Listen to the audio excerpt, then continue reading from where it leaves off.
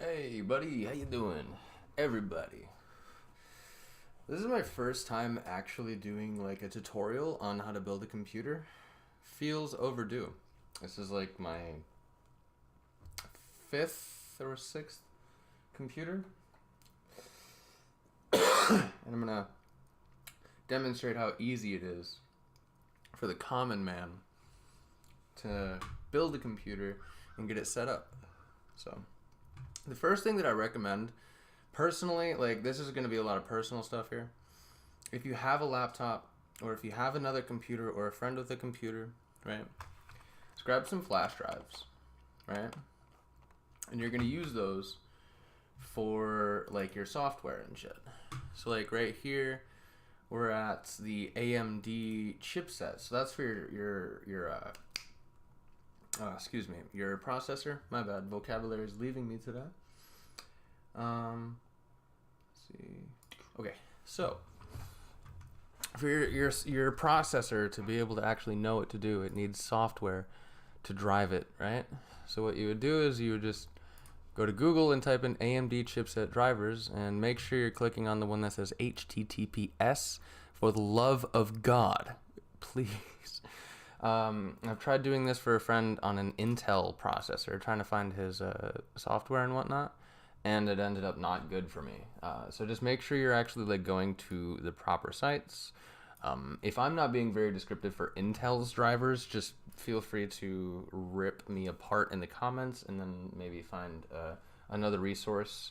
And I apologize. I'm more familiar with AMD at this moment because Intel is too expensive for your boy. And I am something that we like to call, where I'm from, broke as fuck. The next one, we're going to be using a 3050 for the build today. So this is obviously a NVIDIA graphics card for those of you who are new. So we're going to go into Google once again on another tab, and we're going to type in GeForce Experience, right? And we're just going to find the one, HTTPS. Again, the S means it's secure. NVIDIA.com. Just click on into here, and GeForce Experience, download now. Again, I would recommend one flash drive for the both of those two that we just talked about.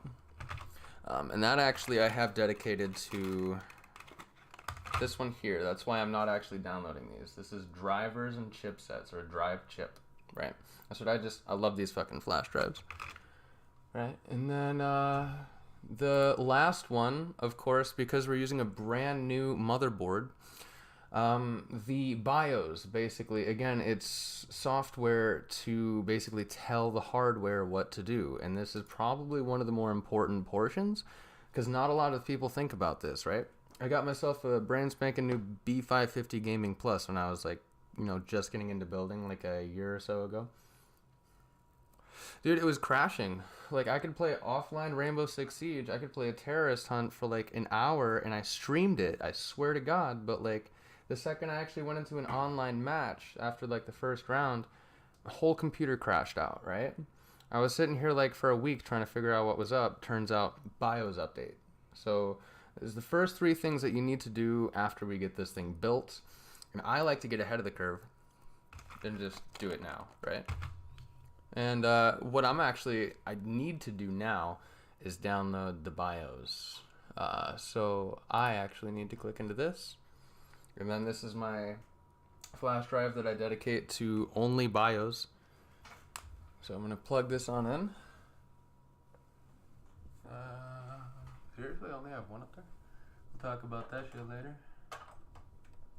And this, the B550 that I'm using in my gaming PC, it actually has like a dedicated BIOS flash USB. So, I mean, do with that what you will. That's actually going to be the one that you would use. So, let's see. Try to find what we're looking for. I think support is normally where you'd find the BIOS. Yep, there we go, BIOS.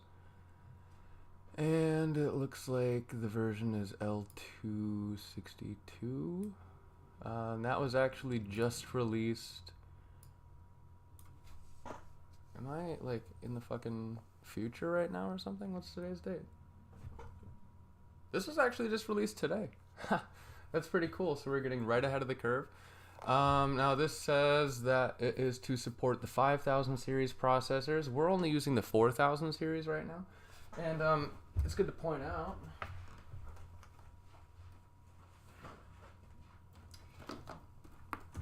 your motherboard most of the time is going to tell you what series you're ready for, and this actually tells us here that we're 5000 series ready. So this board has pre-installed at least one of these because it looks like a lot of 5000 series support down here, but it might not be the most updated, you know. So what we'll do is China. No, don't download China. I'm not in China. Please read the description stated on the BIOS download page before updating BIOS. User will not be able to flash previous versions. What's upgrading to this version? We do not recommend users to update to this. The system is already running normally. So of course this is something that's going to be like back and forth. We'll play a couple of games on it, see if it's okay, see what version it's actually still using, and if it's needed, then we'll do it. If it's acting up, if it's crashing, if we're getting stupid stuff happening, cool. I'm gonna save as. I never really like to have your computer actually save stuff to like a dedicated folder right away for you, because I like to move stuff around. BIOS, thumb drive, BIOS. That looks like it's for my B550.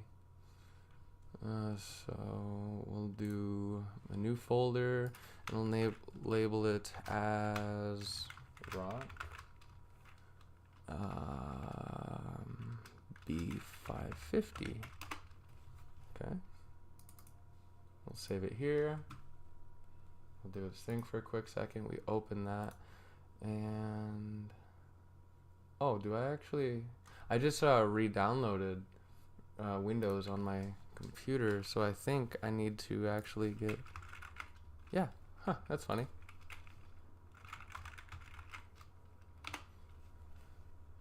https://7zip.org. This is just so you can like extract files from zipped folders. Okay, 7zip 2022 for Windows, and it looks like this should be our guy. And then we're gonna save as with this one because I don't want it to go to my BIOS thumb drive. Just put that in the OS somewhere and make a new folder, name it 7zip. Save.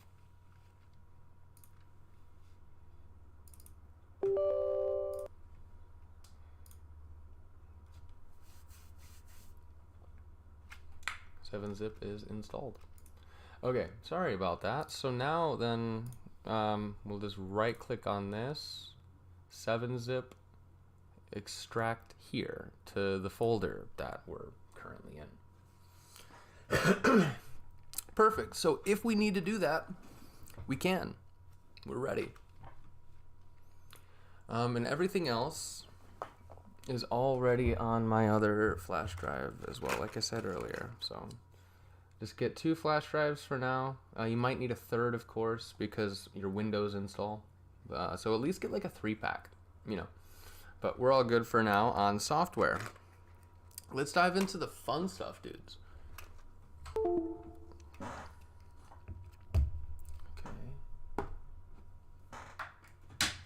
Things are always so hard to click down, man. Like, who the hell has thumbs like that? Anyway. Now, today I might also be downloading, instead of Windows 10, I might be downloading Tiny 11. It's just something that I've been playing around with lately. I have a tiny computer that's actually good for gaming, 16 gigs of RAM and all. It's not like a low-spec computer.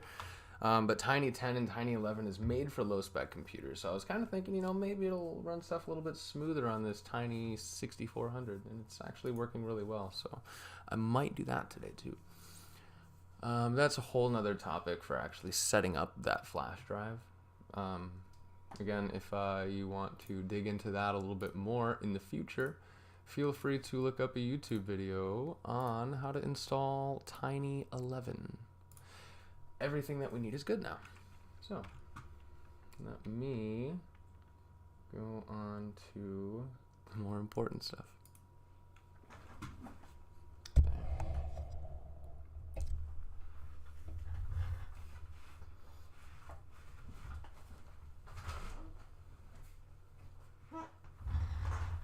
Ta-da! All right. So, first things first. Grab your motherboard. This is our I/O shield. Oh my god, I can't speak right now. So hold on to that and make sure it doesn't get bent. Again, I'm going to be explaining a lot of this like I'm talking to somebody who's never done this before. So again, if you've never built a computer in your life, or if you have no clue where you're starting off, I'm kind of going off the assumption that like you have your parts. Maybe if you're following along at this point, you might be ready. But to go over a quick list, the only things that we need are the motherboard, your processor, which today we're using a Ryzen processor, a graphics card if you want to play video games on it, a power supply, random access memory so the computer can function, and then storage. I don't actually think that there's like anything else to that I'm really missing. Of course, like the necessities, like a case. You're gonna need fans. Sorry, maybe like a water cooler or something along those lines. But yeah, there's not really a whole lot that really goes into it. I'm just gonna set this aside here and make a mess of my room. First, I just want to make sure I actually got all of the screws out. It's important that you keep everything that comes with these boxes in a place where you're not gonna lose it. You're not gonna forget it, right? These here are screws for like an M.2. They're very, very small. Might be a little bit hard to see because they're literally so tiny. It's like I drop these on accident all the time. This is for your storage devices. They're 2 different cables. So again, hold on to those because we're gonna need those in a little bit. The bag that comes with your components is actually pretty specific. I tend to hold on to them because they're anti-static. Speaking of anti-static, I almost forgot something important too. I have been shocking the shit out of my loved ones repeatedly. So what I'm gonna do to get away from causing any confusion or problems. This is an anti-static bracelet. One side literally has a metal clip to it. The other side, on the inside, has metal that's supposed to touch your skin. And the two basically connect you to ground. To oversimplify the fuck out of something I personally don't fully understand either. But make sure it's comfortable but not too tight, not too loose, because we actually want that thing to touch you a little bit. Yeah. Feels pretty comfy there. And I find a good metal spot to connect this to that's not gonna fall off super duper easy. I'm thinking I could probably connect it to somewhere on my microphone because it's a metal arm and it's got a lot of thinner parts to it here. Hey, perfect. Kind of. We'll figure out logistics later. So anyway, might be better off on my right hand.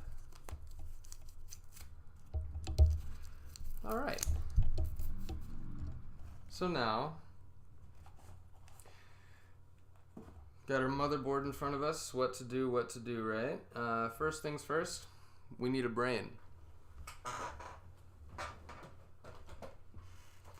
This is going to be our Ryzen 5, the 4500.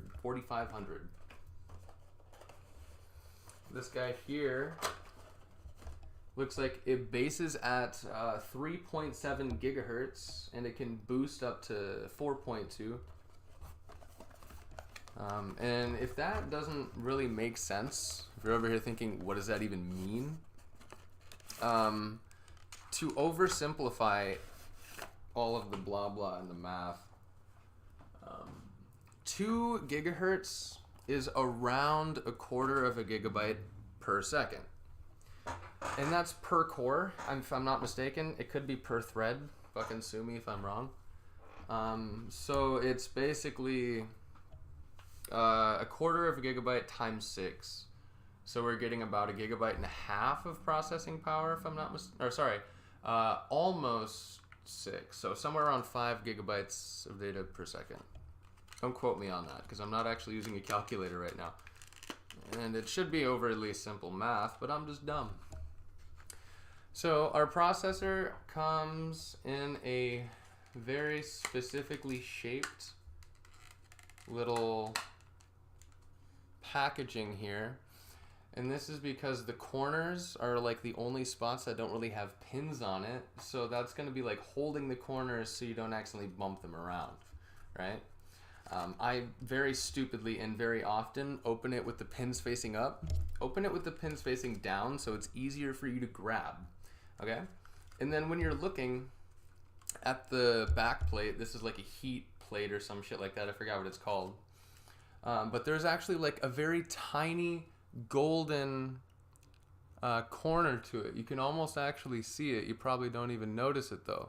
The corner that's further away from my finger has a little bit of a golden dot on it, right? So what we're gonna do is we're gonna line that up with a teeny tiny little triangle that's on the motherboard here in this socket. Again, you probably won't be able to see it, but if you dig in very closely when you're looking at your motherboard, you'll see it. Mine is right here. So what we're gonna do first is this little metal lever. Pull that sucker straight up, right? It kind of locks a little bit. You just pull it gently this way and then up. And then it comes right open. And what this arm does is locks the processor in place. Okay? Oh, on my list of components that you need for this, I almost forgot to mention thermal paste. We're going to be applying that here in a little bit. But that's to keep the heats from the processor from basically staying between the processor and the cooler. There's like air gaps in between the two because nothing is perfectly smooth. And we want to get rid of those air gaps. So that's what thermal paste is normally for. Okay. I'm going to be ridiculously careful when I grab this. And I'm going to grab it in a way that's kind of like purposed, you know? So that corner I was talking to you about, I'm going to grab it so that corner is already facing the way that I want it to. And these pins are so fragile, we are not going to push it down. We're not going to push it sideways. What we're going to do is we're going to try to line it up on that little dot and it'll just fall. You're just going to drop it. If it doesn't go all the way into place, gently pick it up again and then put it back down. It's in there now, and that's what I was just doing for a second. I was just trying to get it on there, set it down gently. It's not in there, pick it up. Gently place it back down. And I just felt it go into place, right? You're going to feel it. You're going to be able to see it. There's no gaps all the way around. You could even give it a gentle touch on the side just to make sure it's not going to move. Cool. Don't push it. Don't push it at all. Just give it a gentle touch, right? It's in there. So now, put that arm back down. It's going to be a little harder to get it back down now. And then we just make sure it's underneath that little lip so that arm stays down. Cool. You installed the processor. Fucking proud of you. Now, the next thing we're going to install is the RAM and then the storage device, or at least one of them. This computer, we have 2 storage devices here, and this is what's called an M.2 or an NVMe, whatever you would like to refer to it as. Just looking at it now, I'm kind of hoping that I got the correct key because Amazon is fun like that. But I think we should be okay. Now, this is only 128 gigabytes, and That's because this is only going to have my operating system on it. I really don't want it to have anything else. So it's going to have like Windows and maybe like Discord and the Steam launcher and stuff like that. Some stuff that you would expect to start when your computer starts. Hello? Did they glue this thing? Okay. They give you like little spots to put your thumb, and my thumb was not doing it. This specific board actually has 2 different spots for this, right? Now, one spot you'll kind of be able to notice right here. It also says M.2 Wi-Fi. I have no fucking clue what that could be about. Somebody tell me what that's about in the future, because I've never dealt with an M.2 Wi-Fi before. But this spot is actually very, very short, and there's actually 2 different size of drives for these. The one we have is standard. This one here would be the short spot. But the other one's gonna go right here, right? It's very, very tiny. You see some leads on the inside of it. I'm really hoping that this camera captures this pretty well. My setup is a little, you know, a little limited. But this is the guy we're putting it in right here. So,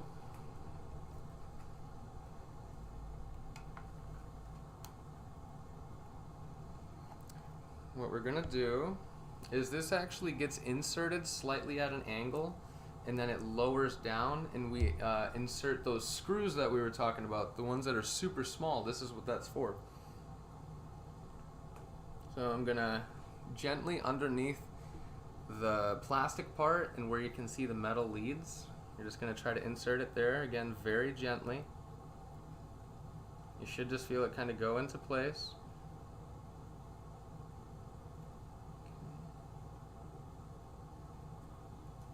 There we go. So it's a little bit more firm than gentle there for just a moment, but you can kind of feel it where it just goes right on in. Now, we need a screwdriver, pretty small screwdriver. I personally am a fan of the iFixit kits because they give you a lot, right?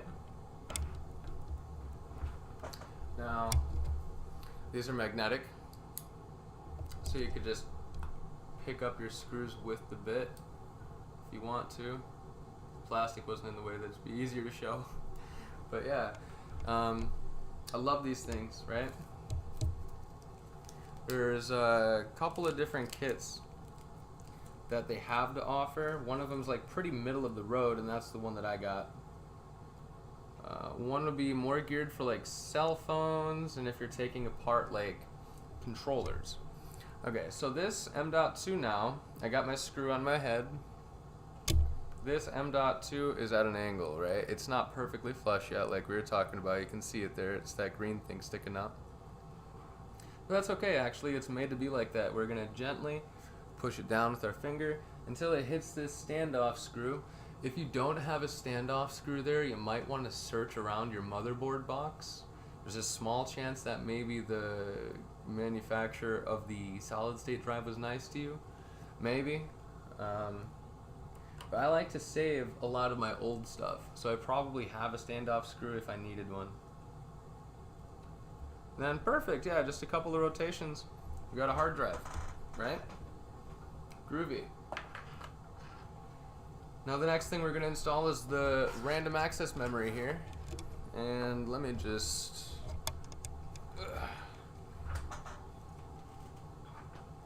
I might have to grab a pair of scissors for this, because these are normally pretty tight. Let me go ahead and do that just so I don't cut myself with a knife real quick. I'll be right back.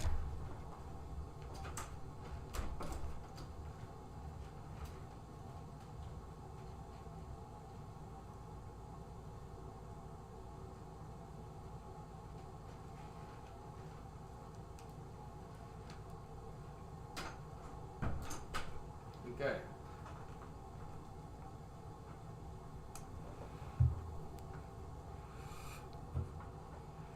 Stay sufficiently hydrated.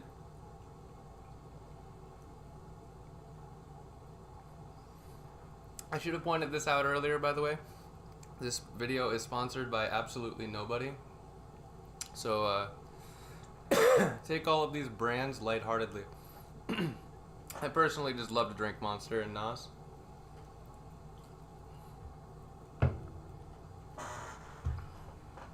Okay, we got our scissors. Don't cut yourself, seriously.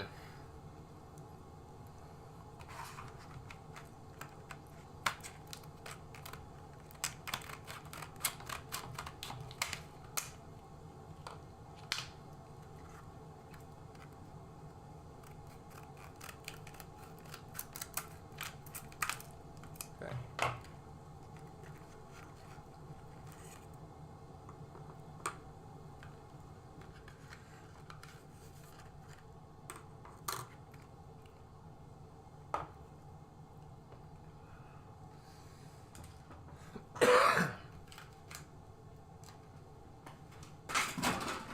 I don't know how both of those actually made it in that garbage can.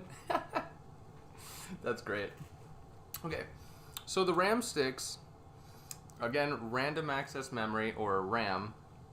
The computer is actually just using this to operate, so we don't store stuff on this. But it's best to have at least 8 gigabytes for a standard computer.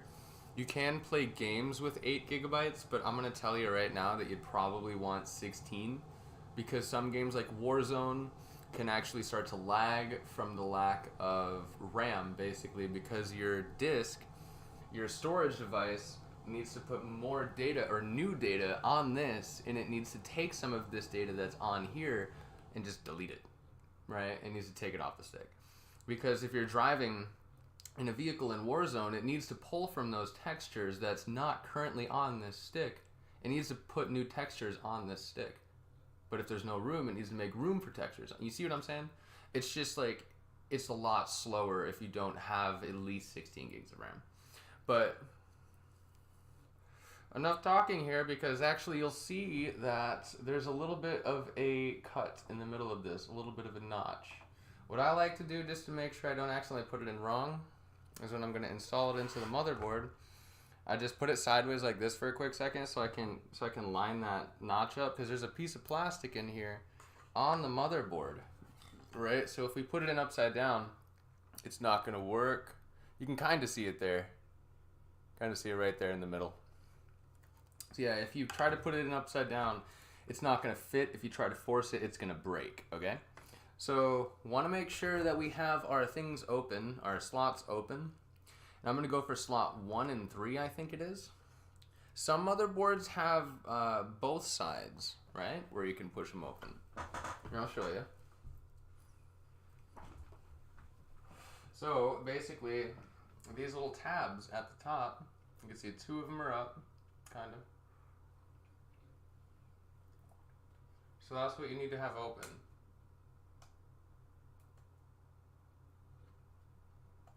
Right?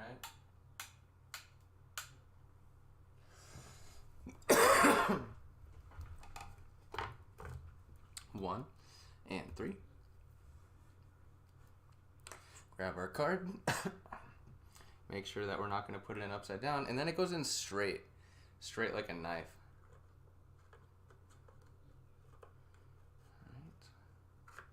Now on the boards that only have one side that opens up, you do basically want to put it in 100% straight, so both sides will be good. It's going to actually like slide in perfect, right?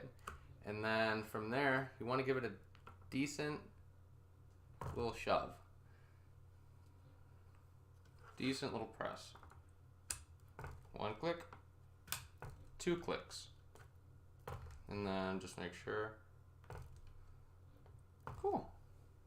So both sides are going to click to make you basically know it is in the correct spot. It won't be a loud click and it won't be a crunch. So if you hear a crunch, you might have fucked up. So one other thing that I have noticed actually that is good to point out. All of these have a fucking sticker on them. Take note. Because your sticker always goes away from the processor, at least from what I've seen. I mean, I've built like 6 computers. I've taken a gander at a lot of fucking computers, and every single time that this sticker is away from the processor, it's towards the edge of the motherboard. I have no clue if they do this on purpose, But that's like one other way that you can make sure. And this sticker tells you about your RAM too. So if you get a pre-built computer and you're like, dude, I only have 8 gigs, right? What do I do? Look at the sticker. It's literally right here. DDR4-3200. That's all we need.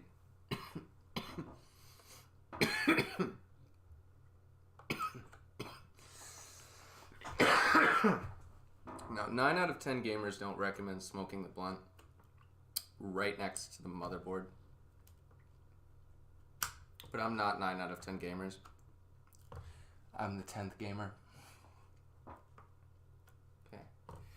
Both clicks, just making sure they're all the way in, giving them a firm but gentle push. I'll just make sure my other 2 are closed up. And now we basically have a computer right here. If this processor could actually draw an image, it cannot. Then we would have a computer. All we need is power. And a fan, maybe. A fan would be preferred. Speaking of which, if you shop wisely and read while you shop, you can actually see a lot of AMD processors come with what's called a Wraith Stealth cooler.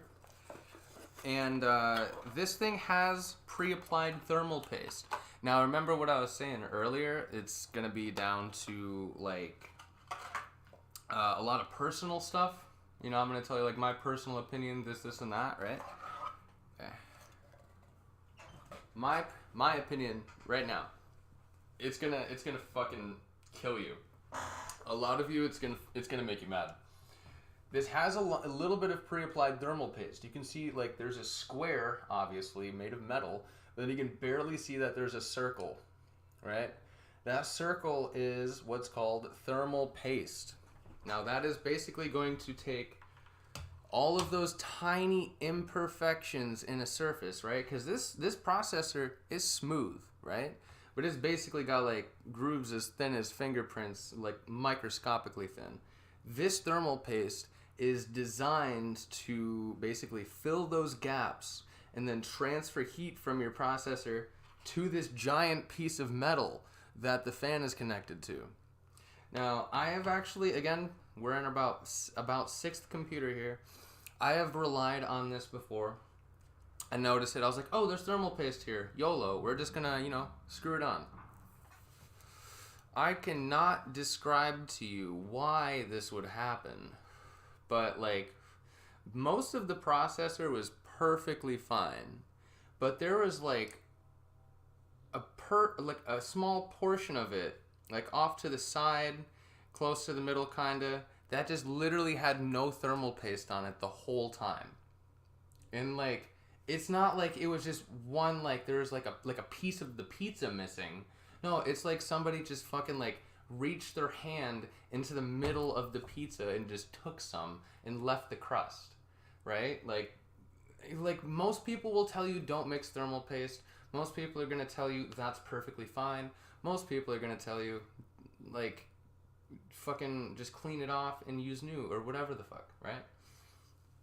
I honestly I haven't really found a problem with what I'm about to tell you to do. Okay? Never ran into any sort of issues. But what I prefer to do is take any decent thermal paste, right? Some good thermal paste. And all you're going to do is just put 1 dot because you don't actually need a lot. There's literally already thermal paste on here. But I just want to make sure that there's not going to be a random circle here that doesn't have thermal paste, right? We want thermal paste on basically the whole thing. Now, we don't want thermal paste to really seep off the sides. Like, you're probably going to get a little bit, but don't get crazy, okay? There's no need for too much thermal paste, and it gets messy. It legitimately does get really messy. So this this motherboard looks like it was pre-installed with a little bracket for AMD. You'd normally use this for a variety of fans, or you'd use it for liquid cooling, because there's like a little, it's not the pump, but it's the part that connects here that takes in all the water and pulls it out. But we don't need that, basically. Spoken shortly, because it's normally like a clip that just, you know, you just wrench a lever over and then it like pulls it together. But this doesn't have that. It just has 4 screws. Those 4 screws line up perfectly with this bracket, okay? So I'm just going to grab my screwdriver, and I'm also going to point out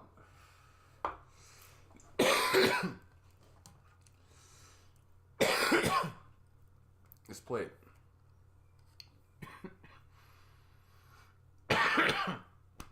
It's important, and it's going to fall off here in a minute, but that's okay. Because we are now aware of what this is for. What this is actually used for is to keep your cooler on the board without putting a lot of pressure on the board, right? Because if you just put 4 screws, like say on the back of the board or whatever, to the fan, that's going to put a lot of pressure on those one small parts, on that one small screw. But now doing it the way that they have been with that back plate, it puts the force of all of this over the entire square area. So that pole is basically squeezing the processor to the fucking heat spreader. Is that the word for it? Radiator. Thank you. Sorry guys, vocabulary is ass these days. Don't rely on me for vocabulary. Just rely on me to show you how this is supposed to go. So these, I'm not going to throw them, but keep them around. I have a small box. It's actually an old power supply box that I keep old shit like this. We won't need it today, but I'm going to need it in the future. So I'm just going to put it right here for now, but later on I'm going to put it in that box. And honestly, like from today's build, if you're going to build a computer, keep your power supply box, because it's actually decently sized and you can like put a lot of older small components in there. 9 out of 10 dentists do not recommend doing what I just did, by the way, but I am a weak and sweaty human being. My fingers always have oil on them. I have no clue why. Speaking of which, if you have foresight and sweaty fingers, wear gloves. Maybe. I'm not wearing my anti-static bracelet anymore. I was like, wouldn't that introduce more static? And then I was like, oh, that's why we wear this. Because I'm stupid. Now, just a little bit of a dot. It doesn't need to be too big. Probably less than a P today because, again, we already got it there. We just need to make sure it's going to be kosher. Okay. Reseal this. And then later on, I'm going to put this in the refrigerator. That might sound stupid, but I just put it next to my solder paste as well. By the way, if anybody knows what would happen if you accidentally use solder paste instead of thermal paste, can you just let me know what would happen? It just sounds like a hilarious concept. Alright. Now, one other thing that I want to point out, too, this is for cable management purposes. Your cable comes out of one side of this fan, and practically one side only. I mean, I don't think you can really change it unless you take the fan off. But who wants to do that? So we're going to take into consideration where the top of the motherboard would be, or the CPU fan headers. I don't know why anybody would do this, but you might find them like somewhere else, like down here. But today they're actually right up here. And these CPU, I almost did a bad. These CPU fan headers are right here. Okay. And again, might be kind of hard to see, but they are 4 metal prongs, right, with a plastic bit that covers 3 of them. On the side of it, at least. It doesn't actually cover it. And the reason it does that, backplate, the reason it does that is because it's going to be kind of keyed they try to make it as foolproof for you as possible, so you don't accidentally make a mistake, right? So this actually is keyed as well. So it has a little bit of a groove on one side of it. There you go, you can kind of see it. So you'll fit it in that piece of plastic in a way that I almost touched the thermal paste again. Guys, be careful. All right, times are hard out here. Okay, now sometimes you might be able to like loop it around in a good way, but it doesn't look like I'm going to be able to do that.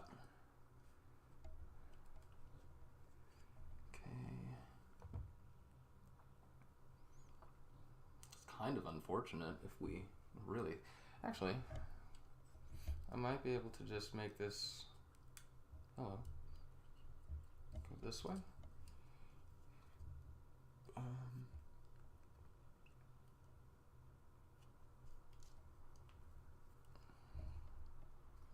Nah, fan headers are too far away. Well, it looks like we're just gonna have to try to manage. Okay, so there's 4 screws, obviously. They are thumb screws, and they have springs on them. You're gonna notice that right away.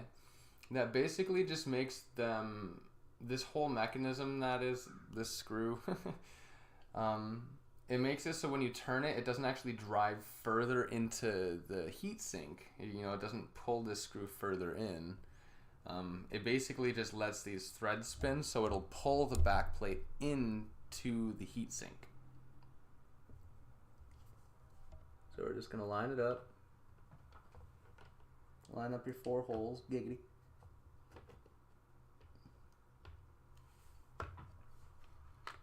Now, more about that weak and sweaty human thing. These are thumb screws once again, but I'm gonna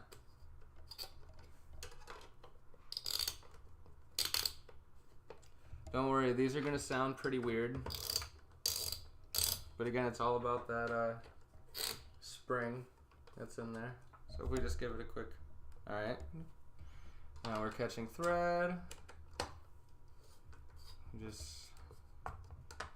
I like to try to do a little bit at a time with each of them until we get to like a certain point.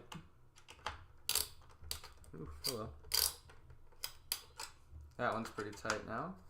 It's getting there. That one's all about there. Alright, and then... Alright, so basically I'm not putting a lot of force on these when I screw them in. I'm basically just waiting to that point where like you can feel the resistance. And all 4 of them are at that point where they can feel that it's trying to stop. So then I'm just going to give it one more gentle but firm twist just to make sure we're already there, all the way there, sorry. We're getting full contact on all 4 corners. Good. There's actually, I think, like a certain pounds per square inch, or sorry, torque, pounds of torque that you're supposed to screw those in. I just don't know it. Sorry, I'm a dick. But it's also good to know that they have those screwdrivers. So if you wanted to be super duper accurate about that, you can. But you're not gonna muscle man them. You can just feel when it's like wants to stop, right? And then once you get all 4 in, just give it, you know, a little bit more to see if it wants to go anymore. If it doesn't go anymore, don't force it to go anymore.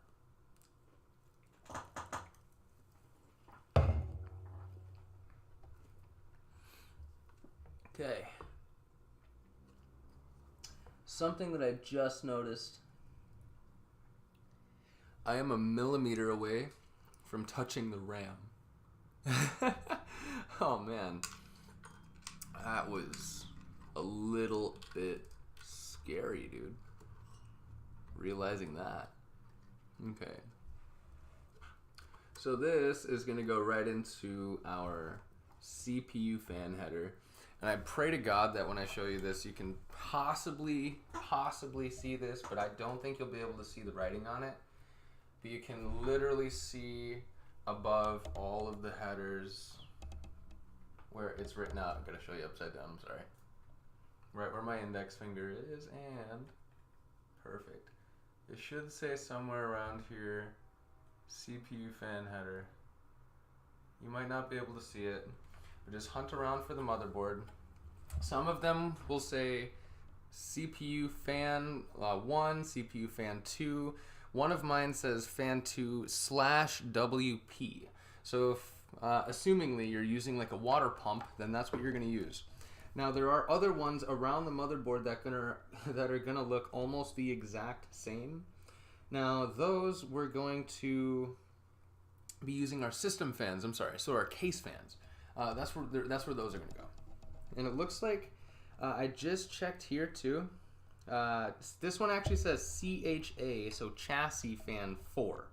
So I actually don't need to find all of them at the moment. I know I have at least 4.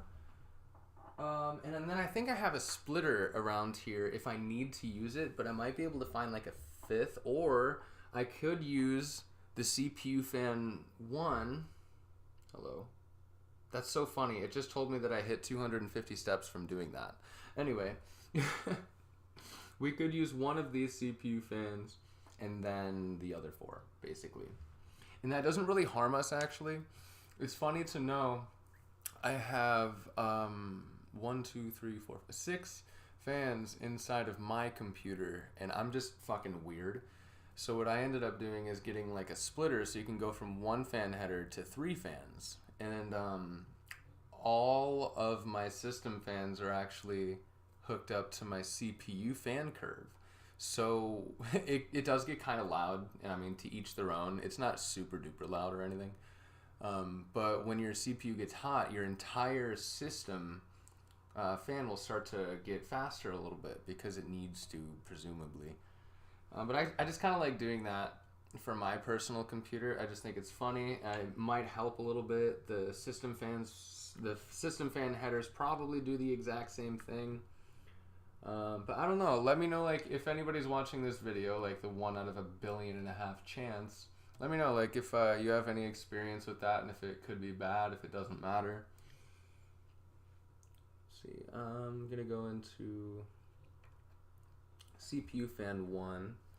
Now, I'm gonna try to not cover this as much as humanly possible, but it's basically that key I was talking about. Come on, baby. And make sure you get those prongs in the hole, giggity. And then gently insert. It's going to be a little firm. I keep saying gently because none of this is going to be too hard. You're not going to put a lot of force into really anything that we're doing today.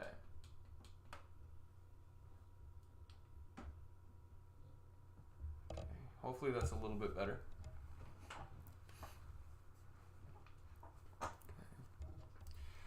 So, we got our CPU installed. It's perfectly fine to hold it like this for the most part. Just don't do anything dumb, Linus. And, yeah. What else? I think we're actually ready to just get this put into the chassis. Now, I did kind of tear apart the tower already. I'm going to keep these, for Christ's sake, the thing that the processor comes in. It's not just me being a hoarder. Oh man, I'm Kobe right now. Okay. Probably gonna miss this though. Nope. Damn, can't hold me, son. Dr. Disrespect, come talk to me. Alright, this one I have to miss. I can't miss. I know you're not seeing these go in, but like I hope you can at least hear it because I have no filters on the mic right now. They're going in a can. Anyway, sorry. Talking our ears off right now, bro. So I already tore apart the front panel. I took the front panel off. Say hello to the front panel. Generally, these just kind of like pull off from the bottom. You kind of just give it firm eh. But always look at your manufacturer's user's manual. And then the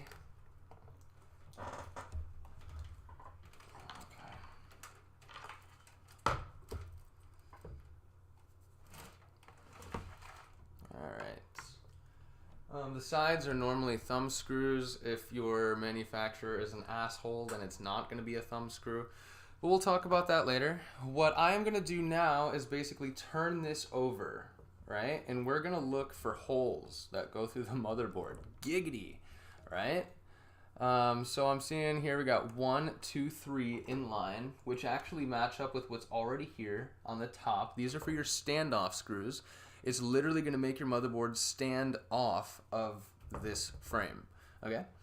And then I got another 3 here. Seems to be pretty standard. And then I got 1 and 1. And it looks like this is going to be actually perfect. I don't think I have to adjust any of them. So I'm just going to gently place it down and then inspect. Make sure that there is a standoff screw for all the holes. It does appear there is, which is good news, okay? So some of you probably thought I was going to make a mistake. But we actually need to install this first. This is for a couple of different reasons. One, primarily aesthetics would be a good one because it's kind of weird looking at the internals of that I/O from the outside. But it actually helps with dust, and it might help with ground. I actually think it does help with ground. If I'm not mistaken, these little prongs are supposed to contact a specific part, like the outside metal pieces of this. Again, I might be wrong about this, but it's, I think, supposed to ground your plugs. And there's no screws to this. Thank God. I don't know why anybody would do that. And, okay. So basically we're going to get to reading. Okay? I can read the word DisplayPort. Literally, I can read this. So that's how I know it's going to be installed like this. And additionally, when we look at the motherboard, we can line up the holes and determine that's correct. Okay?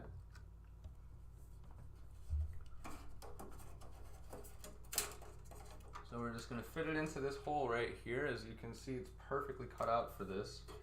And we're going to try to get the corners and the edges. It's going to just be friction based, but the edges of this are going to be made in such a way where they kind of give on purpose. So you can actually get these in here pretty good. And it feels, okay, this corner.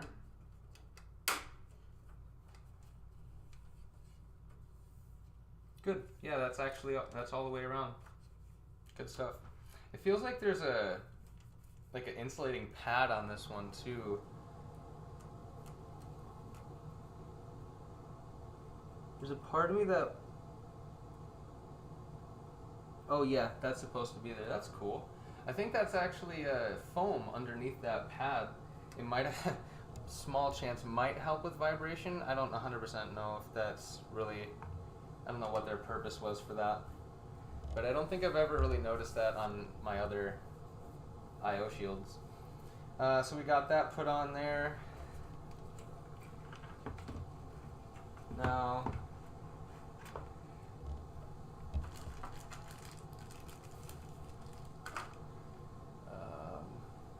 that's funny to point out. Your motherboard box or your case, primarily I think it's going to be your case, has the screws for this. I have an absolute bag full of screws here that I'm 99% sure have all of the standoffs that were on this before. I'm reusing this case, by the way. This is what my computer came in, and Jesus Christ, did I miss a piece of dust right there. Anyway, that's embarrassing. But, yeah, I'm reusing this case. I just upgraded to one that has a door on it. I'll show you that in a little bit, I guess. I fucking love it. Let's be real. I'm gonna kind of brag a bit. Okay. So again, we got all of our standoff screws where they need to be, and I don't see any extra standoff screws other than way down here, but that's actually not gonna touch. If you do have a standoff screw here that you don't need, please, for the love of God, get it out. You don't need it, right? All of these little, there's so many little, basically dots here, right? These are all of your capacitors, like your PCIe lanes, like all of this goes through the board like in holes, right? And they're polarized. So like one of these holes could be like positive, like electricity into the component. One of them could be for electricity out of the component into another one. So like these capacitors here is an example, right? So like if you accidentally have one of these in there and they don't need to be, and you're bridging two of those, you could definitely fry your motherboard as soon as you try to turn it on. So don't fry your motherboard. Okay, I got a fan cable in the way right now. I'm gonna try to move. There we go. Let's give it some more slack. Okay. So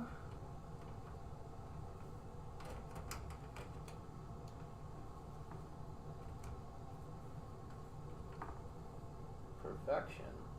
It does actually look like, for whatever reason, this motherboard has like room for antennas, but it doesn't have like a network card up there. I don't think, because like there's no threads for it. I'm so confused. We can figure that out later. And our standoff screws are going to be very, very tiny, and mine are again in this bag that I was trying to look for a second ago.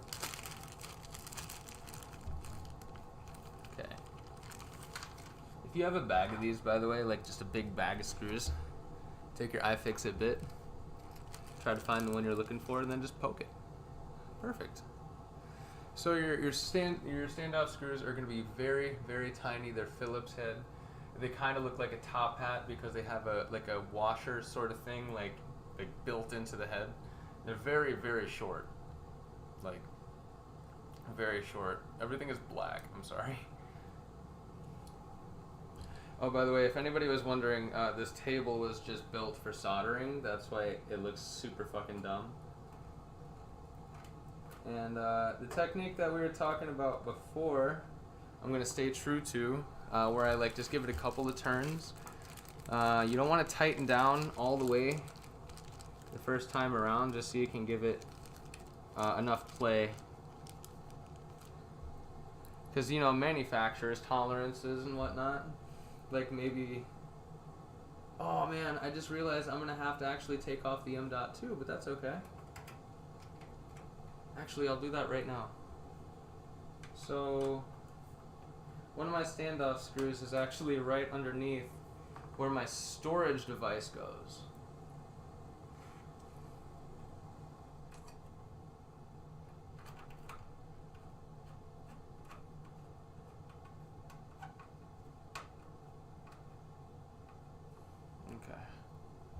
I'm gonna actually set this down right here for a minute. I'm not gonna lose it there, thank God. There's a good divot there.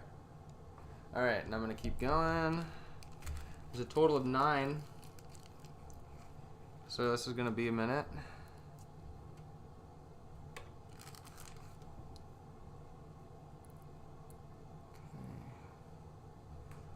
Okay. The first thing that I ever upgraded is probably the same thing that everybody upgraded, was the RAM. Which honestly seemed more intimidating than it is, just because of how thin the RAM is. And honestly, I always feel so silly, because I'll be like, oh, this is just such a big deal, and I'll ask for help. I'll ask so many people, and they'll be like, they'll just look at me like it's not that big of a deal. And I'm just like, bro, I mean, how experienced are you really? But then of course I get it done the first time, and it's like, wow, this is actually a lot easier than most people would probably assume. So why don't we just make a video and go through it, Pretty fun. I even found myself going to the hardware store one time to pick up some more screws. I had the funny idea, right? Because I have a liquid cooler, the radiator and whatnot on my... That's not a standoff screw. Stay true. Yeah, I have a 2-fan radiator. It came with 2 fans. I had 2 fan on my chassis. And they give you just enough screws to actually get the 2 fans they give you in there.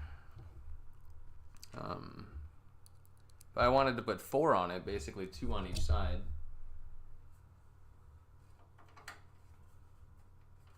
So I literally just like brought one of the screws into the hardware store, matched it up in length and whatnot, and like made a radiator sandwich basically. It was so funny. But right now I don't have it like that. For simplicity's sake, and because I don't think I have room, I might, honestly. I just put a 3060 in there, and it's a little bit longer than the other graphics cards I've owned. So it has 3 fans instead of like 2.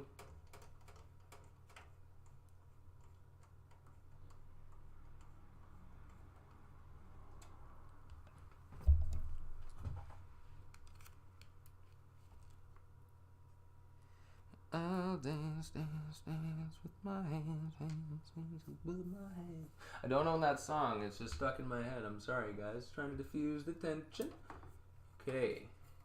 This should be the last one to insert, so I am going to tighten the rest of those down again.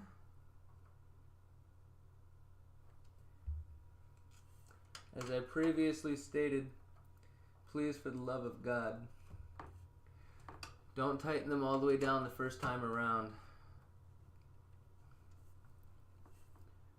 Like ever, with anything you do.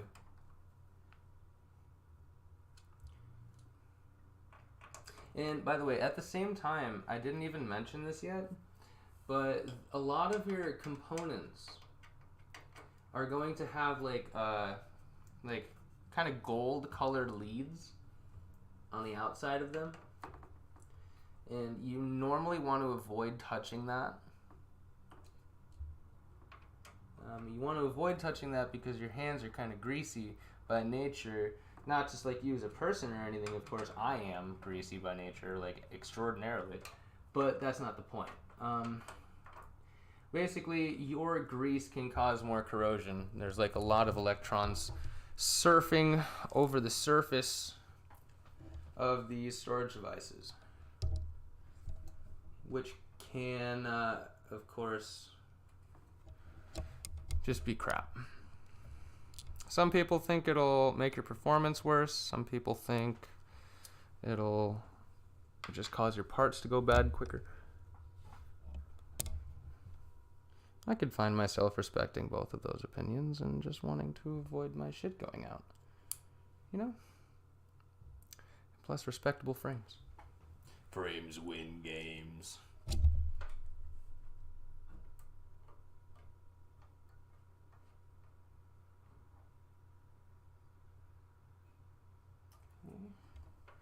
Good stuff, dudes. Now we got our M.2. We got all of our standoff screws in. This motherboard seems so tiny inside of this case, though, doesn't it? It's kind of funny. That's okay. I'm trying to think of anything else that I need to do on this side before I try to flop it over and put the power supply in. Let's just get right to it. Put this right on back real quick. Actually, this is probably the one I should put back. Okay. Take a drink of Monster.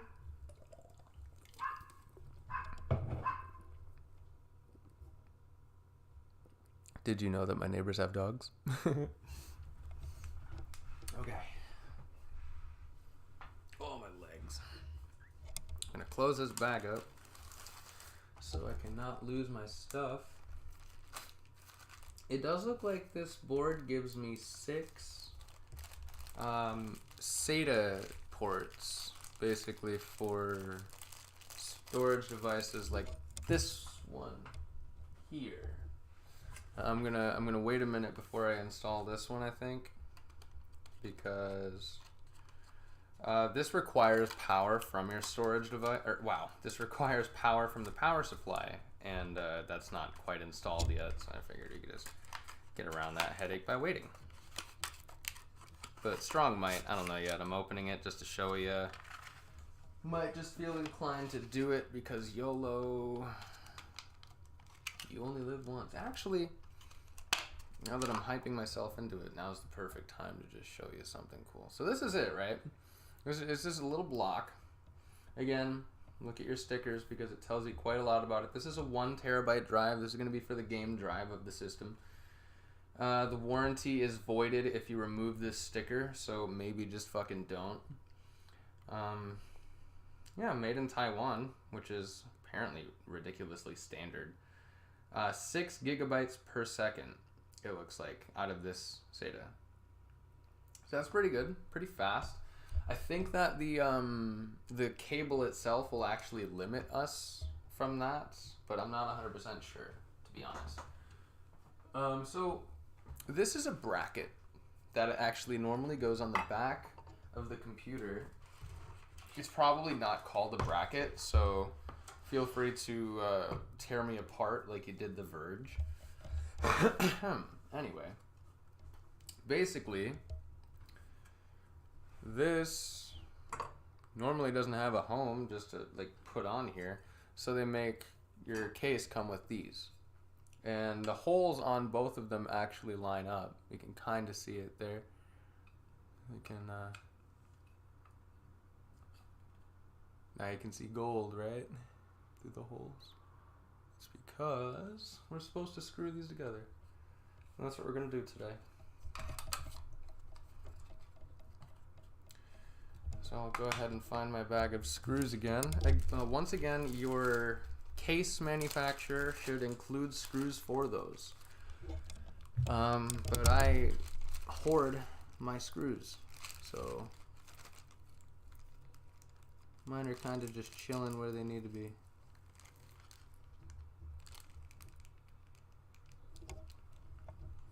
And to be honest, we could probably get away with just using 2, unless you want to be a purist. But it's mainly there to just hold it in place for when it moves, it doesn't flop around and accidentally break for whatever reason.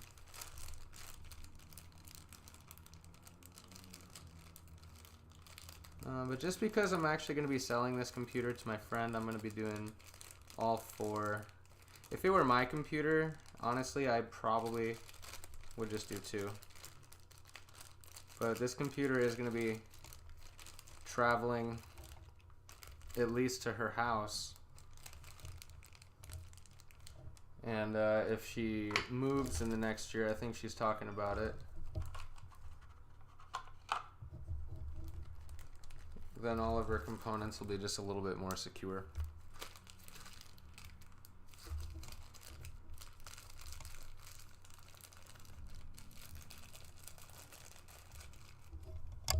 Okay, sorry that took so long, just hunting down 4 screws. So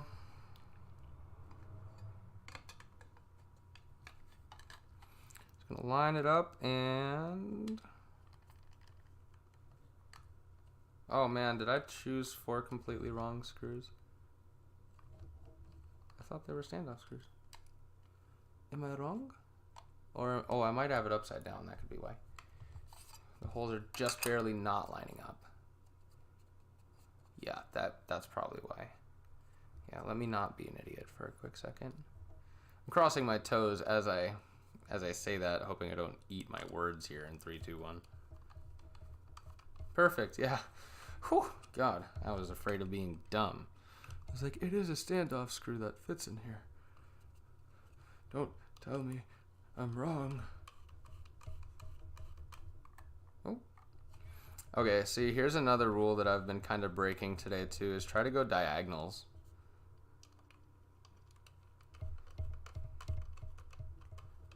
Primarily because once you start getting stuff tightened down on one side, it's just going to make the other side lift like it just did. Oh man, I'm way over here now, I'm sorry. Okay, so those holes.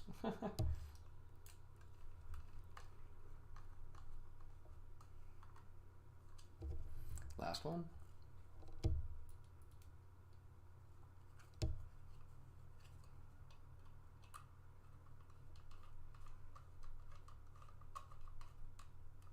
So this is the trial and error process of this, right?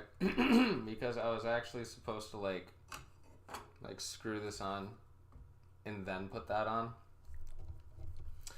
So you're witnessing my first quick mistake. No worries though. Unscrewing is normally quicker than screwing. Well, I mean, not in the real world, to be fair, because like fixing your mistakes normally takes a lot longer in terms of social stuff. Anyway, enough about thermal dynamics. Alright, so what we're actually supposed to be doing here is take this off. Correcto? I already have the...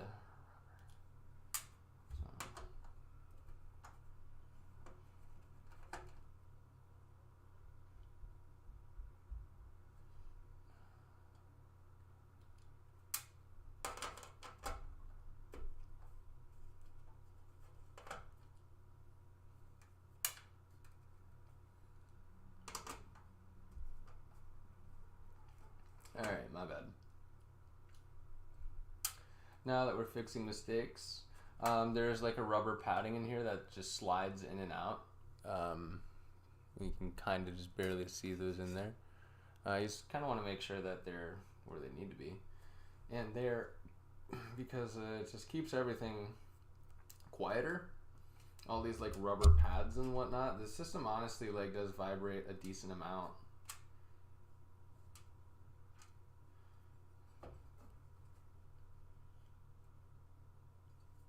Okay.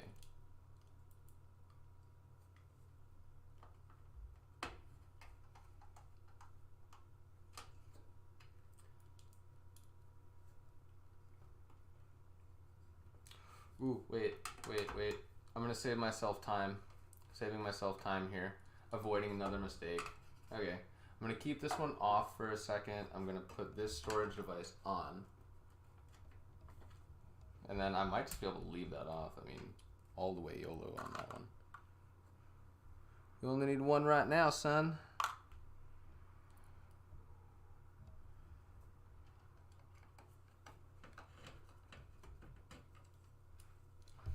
Got just the thing for this. Alright. It's the snake. Like I said, man, that iFixit kit, good stuff. Not sponsored, cough, cough.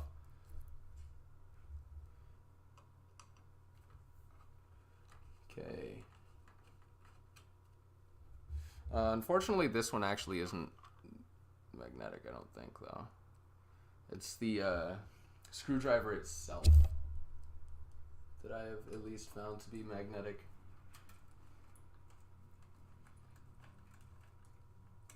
Yeah, see, it's not gonna... Oh, holy crap, it is a little bit. Just barely. That snake makes me look like I have Parkinson's.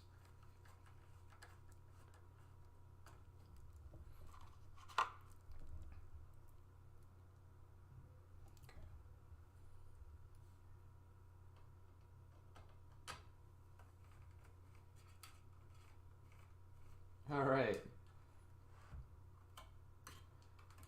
Tighten those all the way down again.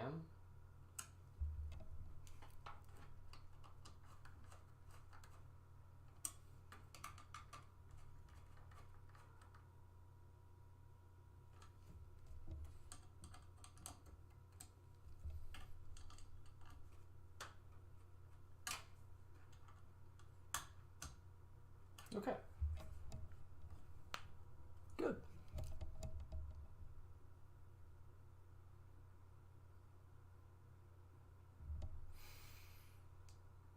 It's upside down.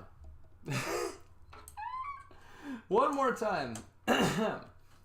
Ladies and gentlemen, when you're installing this thing, Jesus me, you want the leads to your power and your SATA cable to be closer to your power supply so you're not gunking up the back of your computer with cables and making it so you can't close the back. Ladies and gentlemen, this should be the last time I uninstall and install this storage device. I think I have effectively found my kryptonite. Oh my word. SATA SSDs. As a wise man once said, good lord. Okay. Check it out, right? This thing. Basement. This thing. Metal. Metal. Basement. So.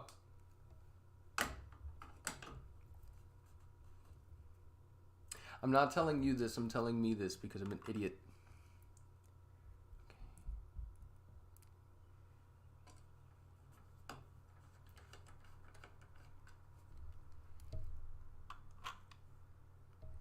Hopefully in like 10 years my daughter can watch this video. Well, daughters, multiple now.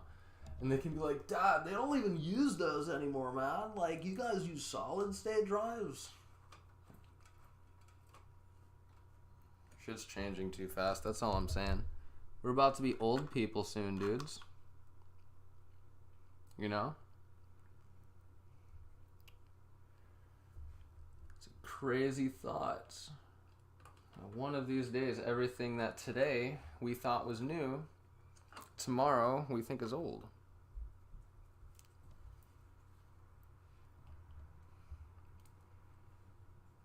Okay.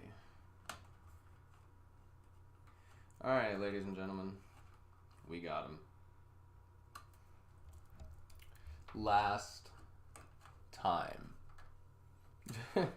If you can see the look on my face, the look of disappointment is immeasurable.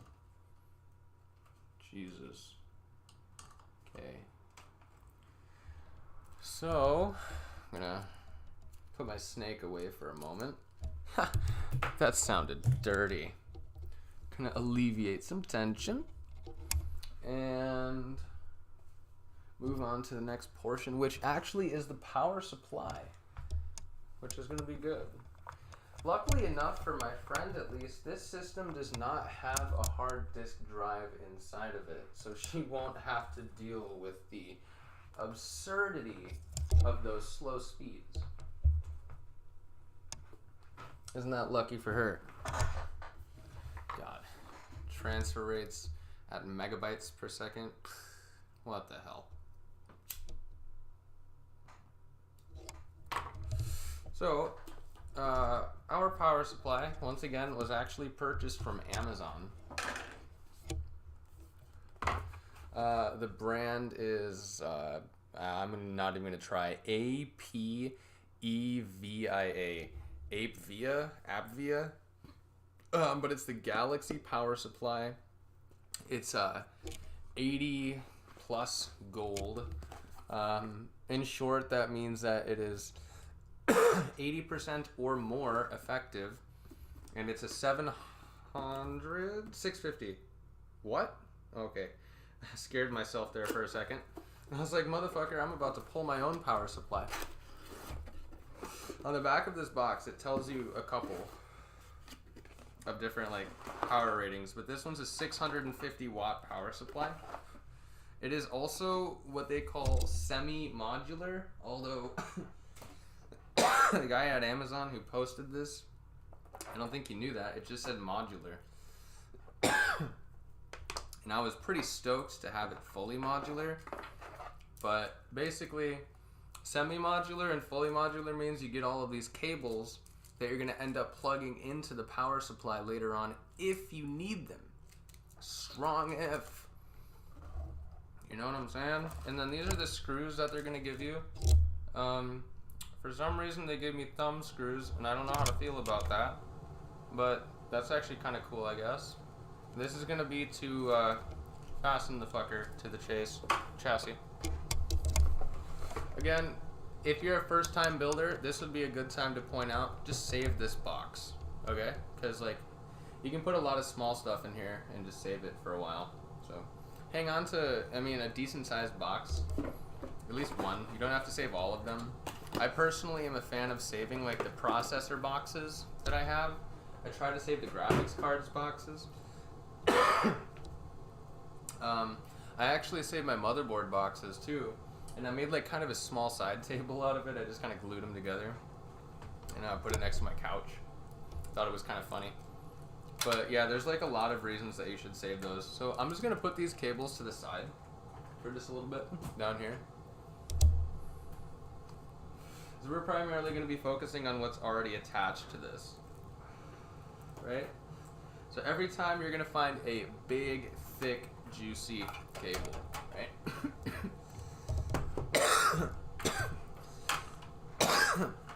This big, thick, juicy cable normally has this little piece you can take and separate. So you don't really want to keep it separate, but at the same time, check it out. You're gonna kind of notice, again, it's hard as hell to show you this as the viewer, but it's just barely keyed. So like the small portion, the 1, 2, 4, this 4-bit here actually wants to set a little bit above the one that has the other 20 pins, right? So it's gonna be, it's kind of hard to explain, but it basically needs to rest the right way for all of these to be flush, right? Because if it's not rested the right way, it could be off, like, it could be off a little bit. You'll see that gap there. Or like it could be lower, right? So now they're not flush. You could just barely kind of see that difference there, that stair step. You don't want that, right? So just pay attention to it, take a close look at it, and this is the way that it's supposed to be for me. The 4 is just barely on top of the 20. So this goes into our motherboard. Just about every motherboard that you'll find these days, you'll use all of these. I could be wrong about that. There might be some office ones, but YOLO. Right? This one here, I actually like the shape of these. Like how they're thin, they don't all have their, they don't all have the sleeve. This is actually labeled CPU, right? Kind of read that there. It literally will make it foolproof for you, so you will not accidentally plug in your CPU power to your PCIe. That one's harder to see.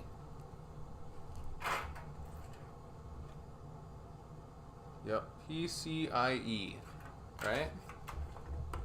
So the graphics card is what's going to go into the PCIe, basically. It's kind of hard to explain, but that thin lane I'm about to show you in a little bit, I pointed it out before, that's your PCIe lane. That cable powers things that go into this, that PCIe lane. So what we're basically going to do is figure out which side has our fan. This is our fan, obviously. You can actually see that one well, thank God. Oh, hello. And then we're just going to find the bottom. This bottom literally has like a filter on it, of course.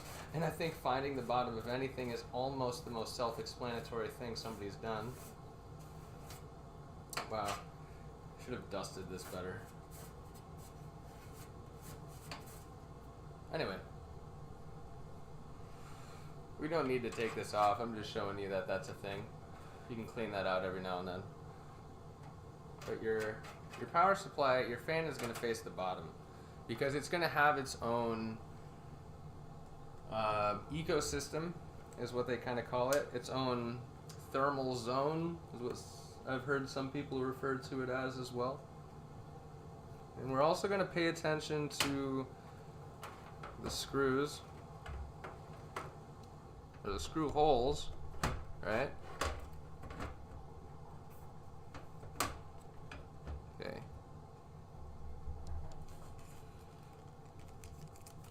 Toolless installation. The only tool in this entire install is a screwdriver and me. Gotcha. Okay.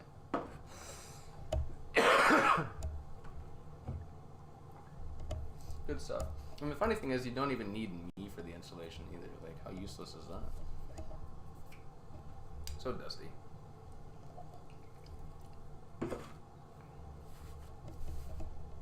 Alright.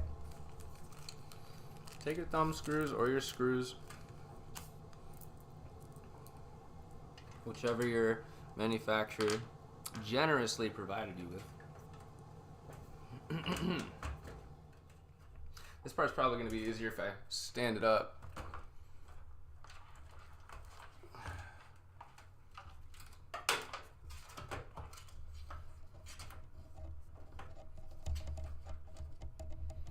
Now, some of you probably are wondering, like, why hasn't he done the graphics card yet? Sometimes the graphics card can kind of just, like, get in the way of some of your other cables and stuff. I'm just going to wait.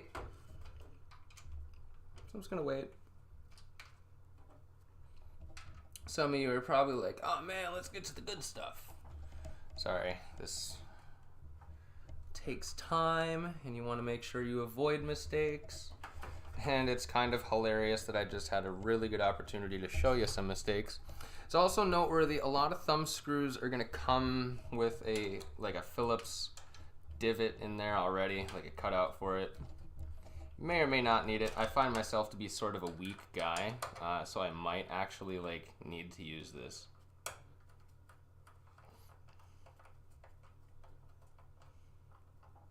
There we go. And occasionally, you know, if it's a little rough, go all the way back out, wait for it to click, and then go back in. When it clicks, when you're going in reverse, basically, when you're like unscrewing something, and you hear the click, that's the two threads like scraping over each other and then going back down, like you hear that. Anyway, it's basically letting you know you're on point, you're ready to screw back in, you're not off center.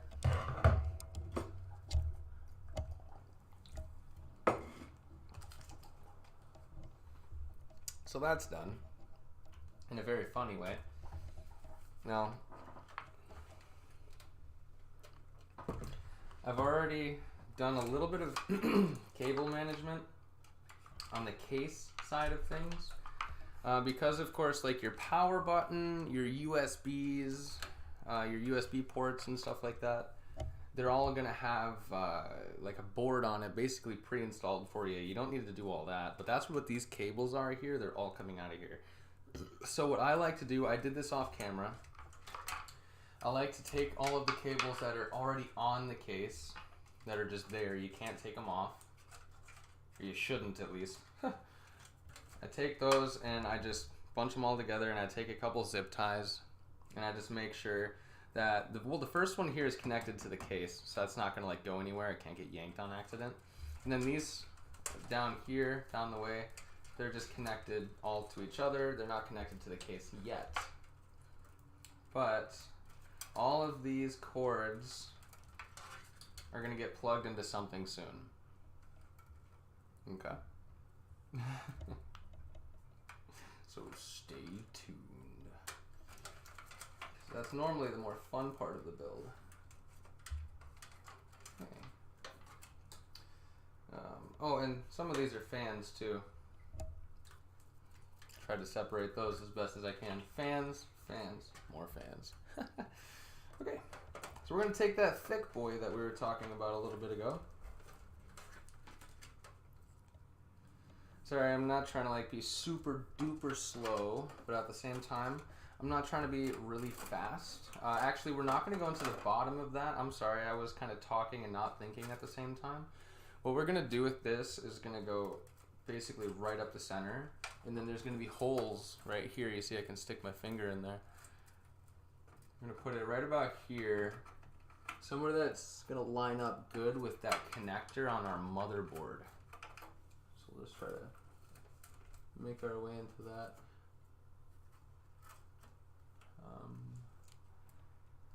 Now actually here's the time for a little bit of forethought too, because sometimes it's good to basically position this in a way that's going to be good for you beforehand. So I'm trying to remember, is the clip, or is the clip, I think the clip is like this. Okay.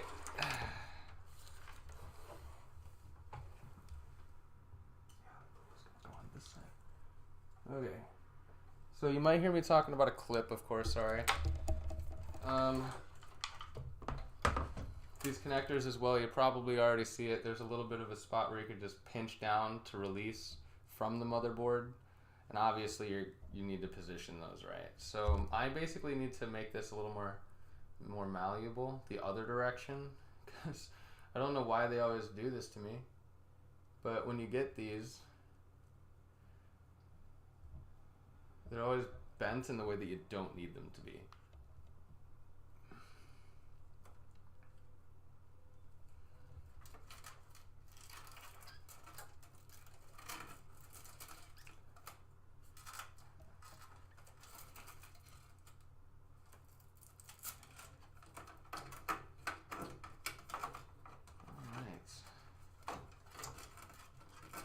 And then on a strong for now sort of note, this case I think came with these Velcro strips. A lot of them do.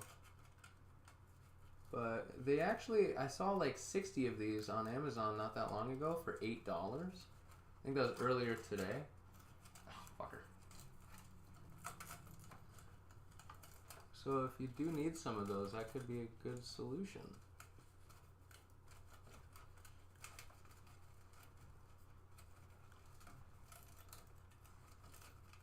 There we go.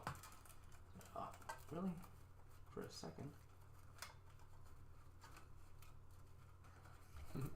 These holes are so small. That sounded fucking weird.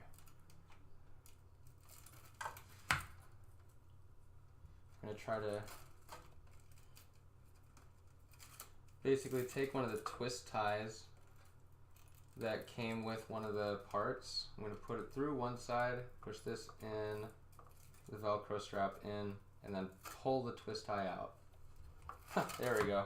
That made it easy. I just made a technique. Alright, let's try that again. Basically this has two different holes in it, right? They're just slots.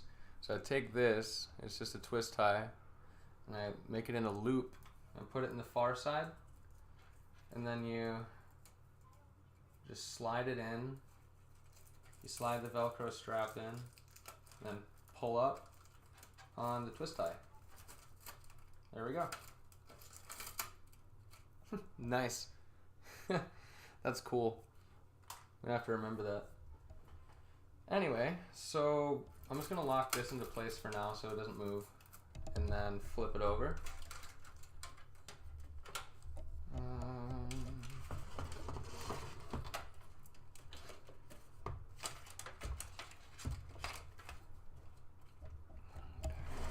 You can see I try to be as graceful as I can always when it comes to this stuff, because it's always important. You never know like what little mistake it could be that, you know, break something small. Okay, so that's why I was kind of struggling with this earlier. That positioning is kind of just weird on this.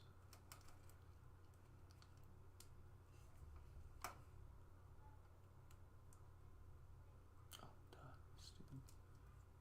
Okay, there we go.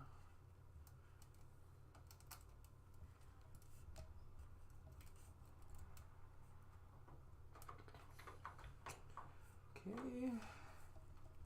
And once again, the clip is going to be the one thing that you're going to use. This clip, and then you're going to feel the divot that it connects to. It's on the opposite, well, the far edge of the motherboard normally.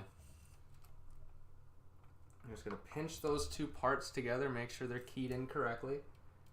And then, there we go. It slides right on in originally. That was a good fit. And now we just got to kind of, okay, just clicked into place. You can almost barely hear it on my side even. But now we're good. It's all the way in there. I'm not going to pull on it too much, but whew, that's always one of the more nerve-rattling parts. That one's going to be a little hard sometimes. So you might have to like just get in close to it, make sure you're well lit, which I might not be well lit.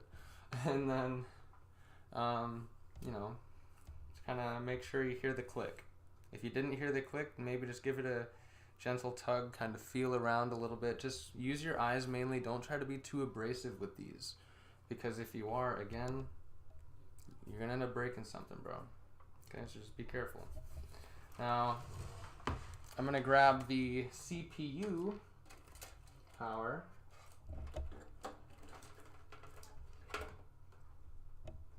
Actually, we'll do PCIe because that's just the first one I grabbed. So this is for the graphics card. There's a hole actually. You might not be able to see it right now. There we go. There's a hole right here. So like I'm gonna end up just putting it right here because it's not so far back, and this is actually made for those PCIe power cables.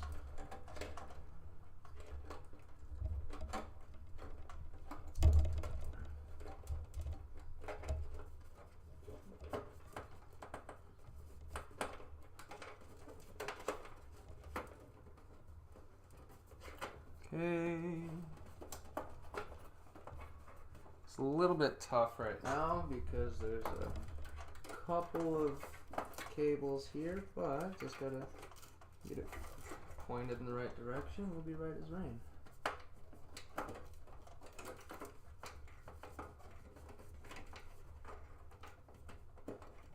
Ooh, we're almost there. Come on. Come on. Oh, you gotta be quicker than that.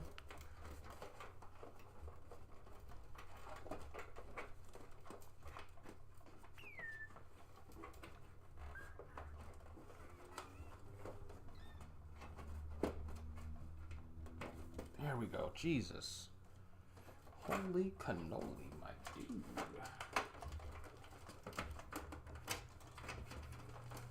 I'm just going to get this all the way out of the way for right now. It's not tangled up in anything, which is good. Love to see it. And then this is the CPU one now.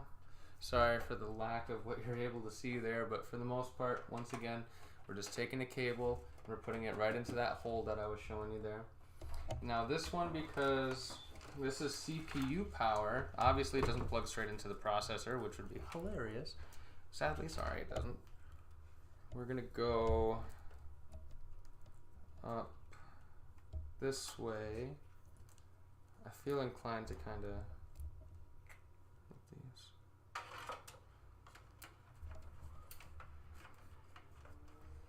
So I think initially what I want to do is just zip tie this down. Or I could use a twist tie. Temporary twist tie. Just to keep this, you know, from moving around and getting in the way, and I want to keep a decent amount of slack right now. Looking good. Looking good. I'm gonna try to keep these like together, you know what I'm saying? But they twist in such a weird way. They twist so weird.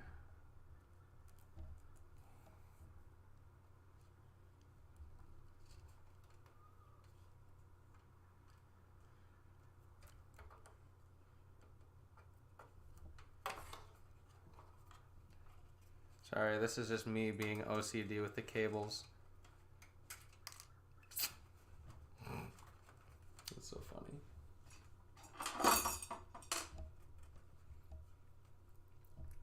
Luckily, we don't need those screws right now. Or ever again, actually.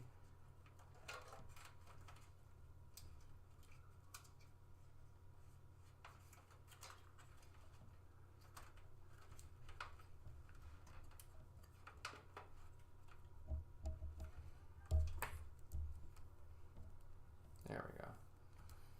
Okay. Perfect. This is going to be great. Okay, and yep, this top hole here is where we're going to put that, as you can see. And I'm going to flop it over real quick and just get that plugged in right away. Hello. It's the same deal as that 24-pin connector. Now, if you do the 24-pin connector first, then you're basically a seasoned pro at this point. You already know what you're doing. But just in case you need a refresher, The clip is going to be towards the edge of the motherboard, right? That little divot that the clip rests in. So we're just going to make the clip go in that direction. I like to call it a pinch clip, by the way, because you quite literally pinch and clip. Oh, damn. Almost forgot, too. It's always, from what I've at least encountered, well, some actually, let me not lie, some motherboards will be in a different spot, but primarily top left of the board right here, and it might be labeled.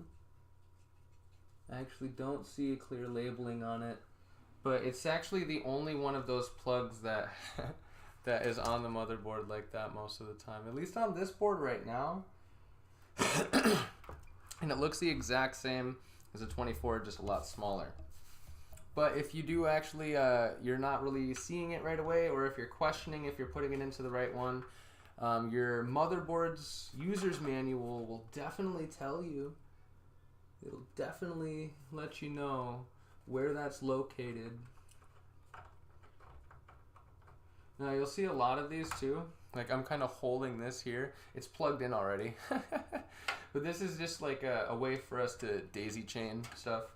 Because electricity in this computer is direct current, it's basically like electricity going in a circle, right? So if it were to go into the graphics card, do all the processing, it'll eventually go out of the graphics card and then back into the power supply for it to cycle or whatever. But because a lot of these have these like daisy chain like added links to them, if you have like a really powerful graphics card that allows you to put, I can't remember how many it is. the 40 series though is kind of common for this sort of what I'm talking about here. But that's basically what they're there for. You would normally use the first one down the line and then just tuck this away if you don't need it, which is what I'm going to do right now. I'm going to try to tuck this back into the hole. Giggity.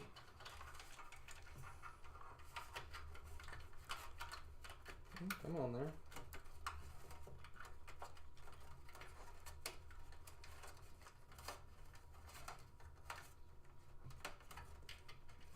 Some of it then. Hold on. In lieu of everything being...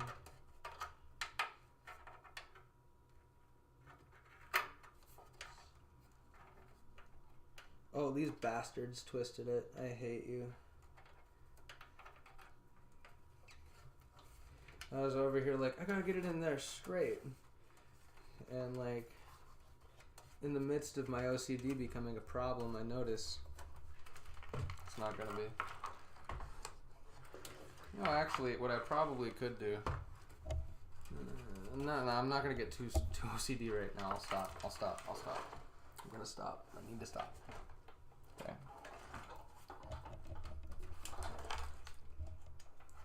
Okay.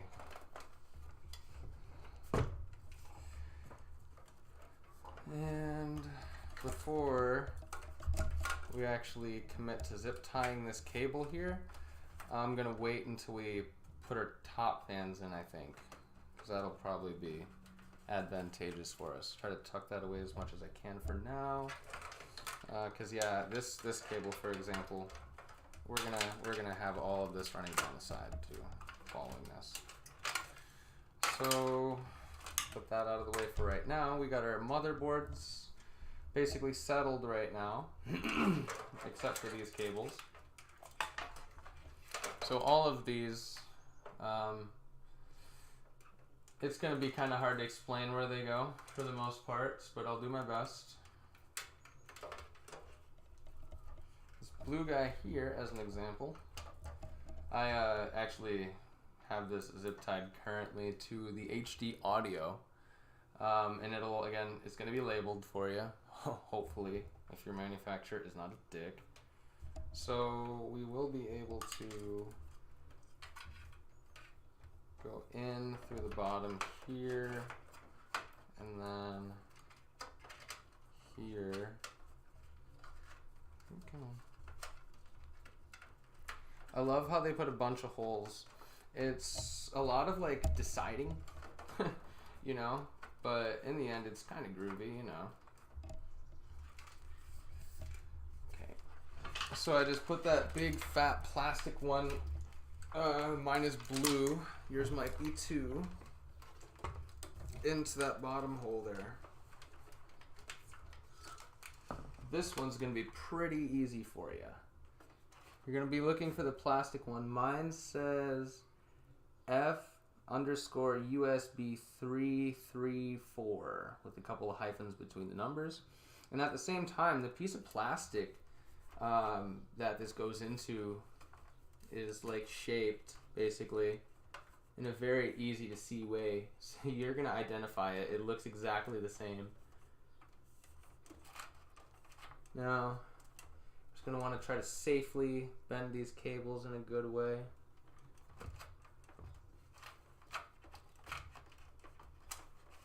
Got a little bit of a zip tie, I just need to bring up a little. Okay. Mine, again, sorry, I'm not kind of being too descriptive right now. Mine's going to be right underneath my SATA SSD port. This one has quite a lot of pins to it.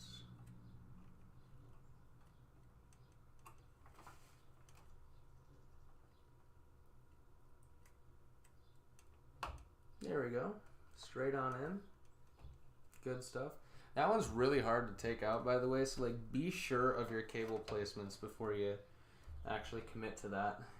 Now, HD audio, I see right here. So I'm gonna try to give myself more cable. And then this HD audio, actually, when you look at the pins inside of it, this one I can't actually bring to the camera. There is 1, 2, 3, 4, 10, basically 5 and 5, right? But the second one in on one row is covered up with solid plastic. It is supposed to be like that because there is one pin missing on the board. So we're just going to basically line it up. Missing pin to missing pin. Okay?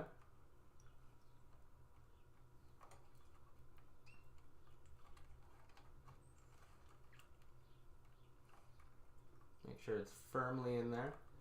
Don't try to push too hard on it and bend the motherboard. For the rest of this portion, I'm going to try to max out this camera's zoom function as best I can. And I'm going to set up a light because for one reason or another, the lighting is kind of getting worse.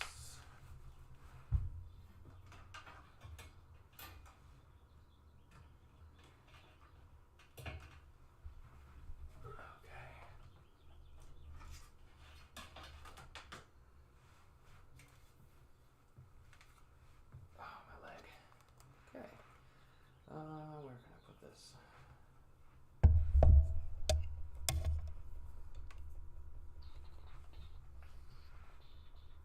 Damn, I don't have very much for stand right now, do I?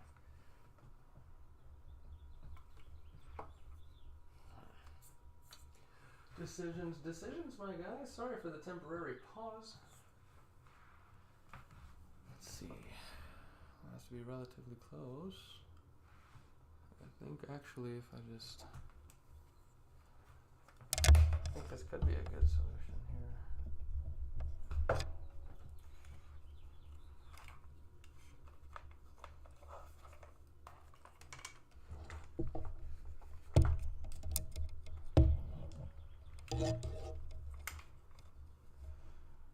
Alright, sorry about the weird noise that's about to happen for a couple of moments. I'm just attaching light to my microphone stand. I'm going to plug it right on in to the computer I'm using to stream.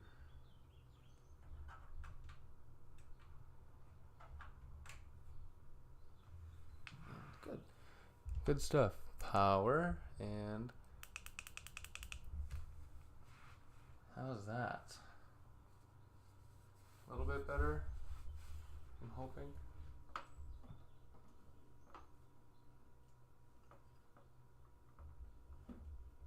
Hello. As far down as it goes. That's funny.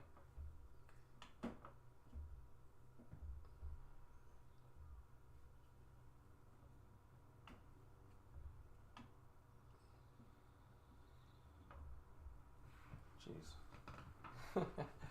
Sorry, guys.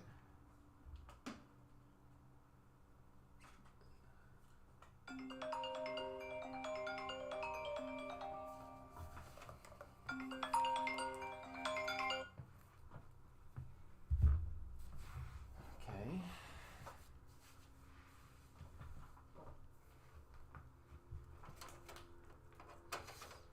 Now, hopefully that lighting is a little bit better for you. So, what's next? What were we doing? Those two, the HD audio in the front panel, I believe. There's one more here.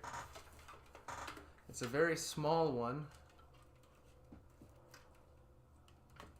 Very, very small. Here we go. Found it. So, this is literally how small this is. It's Power SW is what it says on it. And this, even I'm probably going to go consult the resource real fast alongside you guys. So it says Power SW. Okay, so let me mosey over this way for a moment. Okay,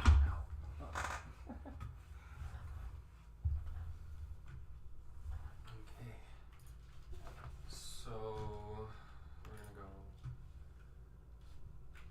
Power SW and then images, and there's a diagram.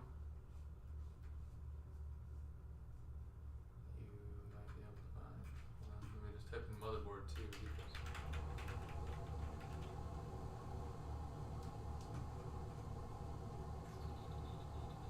think this is the diagram. Power switch.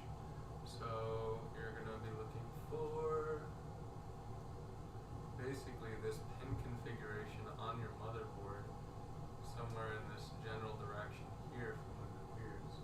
And sorry, my face is actually there we go. So your reset switch, power switch, speaker with these power LED. Let's try to find another one just in case that one might be inaccurate.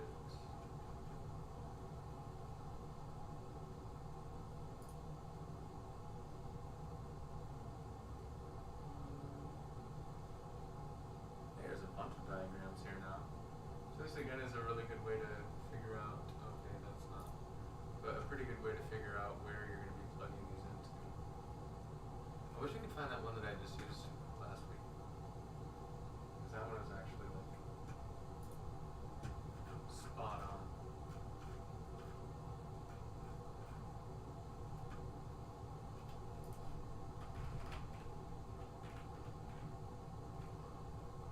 Oh, see, there we go. I don't know why it actually filled in MSI for me, even though I didn't want to. But yeah, actually, there's a couple of pictures here now that show us exactly which direction we should go into. So I'm gonna go ahead and remember it's the one that's like the two, basically.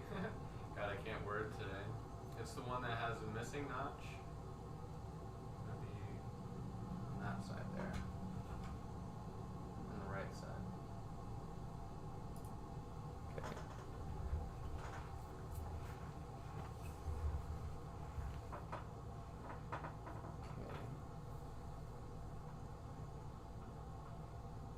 Alright, I found it. So mine's right here. And actually, believe it or not, this motherboard gives you a pretty good representation as to how these should be plugged in. It kind of does label it just a little bit. It's pretty cool. Now, does not appear to be polarized because we're just bridging a gap. So I'm just going to line up the holes and insert gently. Cool. What else? Is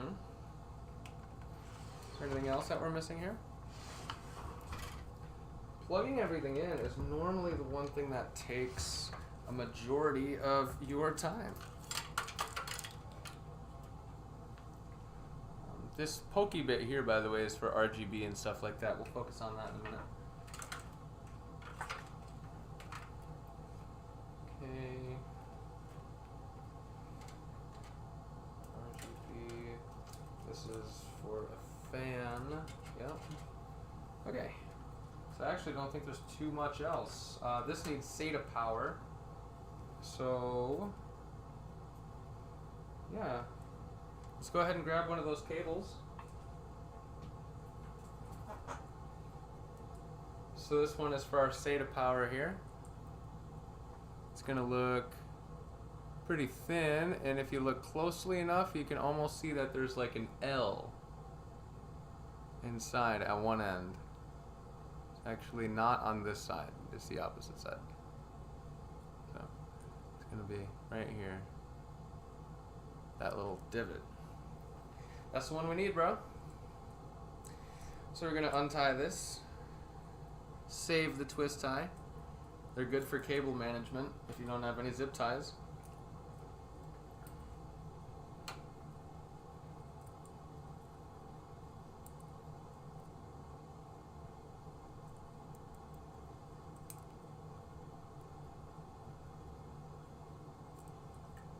Sorry, I'm just kind of like tapping this cable. The end one feels rattly, so I'm definitely not using the third one. Okay, SATA and peripheral, and then PCIe for like another graphics card. So I kind of like pinch myself into a corner here on this one, but no worries. It's probably the best practice to install the cords first.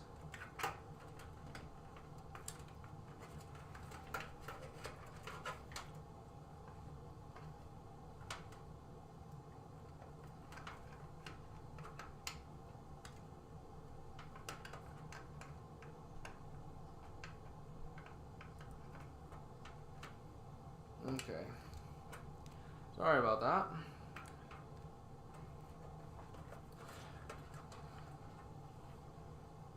Alright, so this is going to go to SATA powered devices. For example,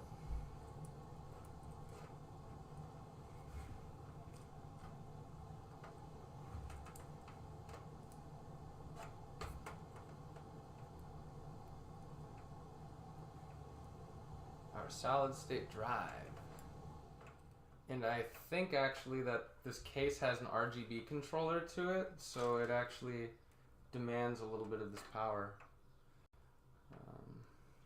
So this, and then the L1, yeah. Okay.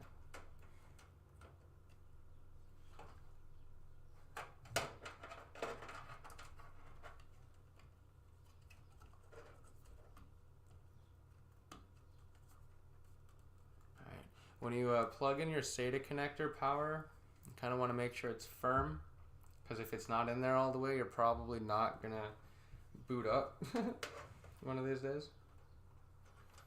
And then these two, with a hair bit more slack, can connect together.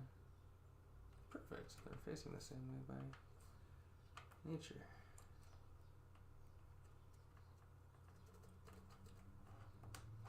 Okay, so that's good. Got that in there now, and it doesn't look like it's protruding higher than this case, the edge of the case. More good news, more good news. If I remember correctly. So this is going to get plugged into some fans eventually. The pokey one here has 3 prongs in it, and one of them's missing, like the third one. Ooh, SATA cable. Now would be a good time to do that. Oh, hello. Shit. Almost threw it. So our SATA cables are the ones that have like a metal pinch clip to them traditionally. And on top of that, sorry.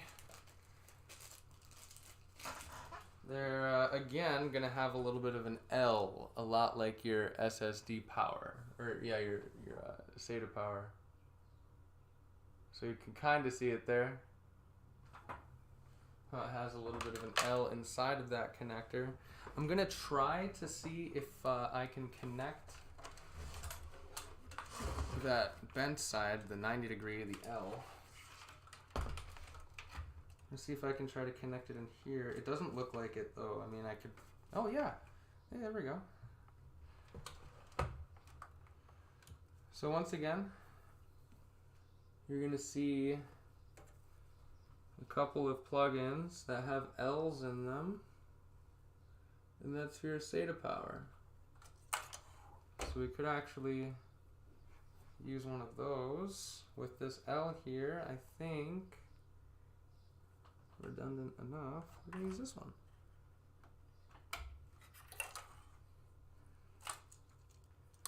And then we need it to go down sorta to like right here, if I'm not mistaken. So we could just go right here, I guess.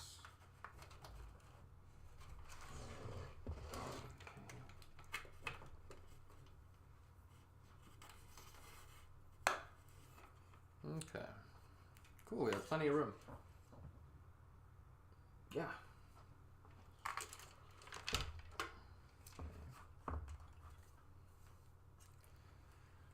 And then we're just gonna wire it down just like this. So there's our L, gonna make sure we line it up right. Probably give a little bit more flex to this cable. It is brand new, it's kind of not wanting to move around a lot. So kind of give it a little bit of mileage for a second. Wait. Before plugging some of these into, I like to make sure that everything is like in its proper position, away from like making a mess and tying everything together in a way that it doesn't need to be, because nobody likes that.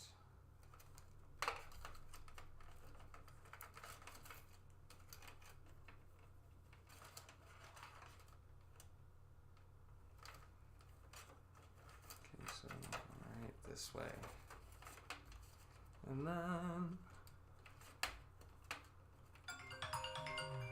this way.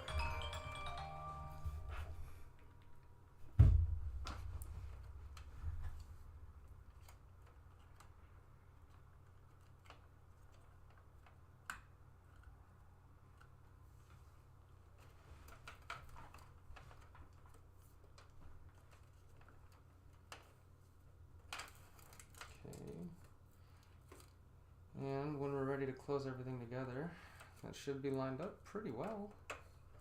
Pretty well. I'm going to try to take some of this cable, tuck it down just a little bit. Just kind of get it in the basement there a little.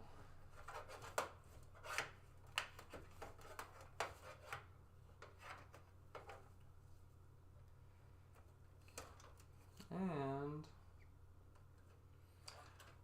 I guess we should get to the fans portion of today's show. So I have a couple of fans that I still need to plug in. So that's good for you guys, so I can actually show you how to do that part. Probably thinking, bro, my fans weren't pre-installed, you fucking asshole. Well,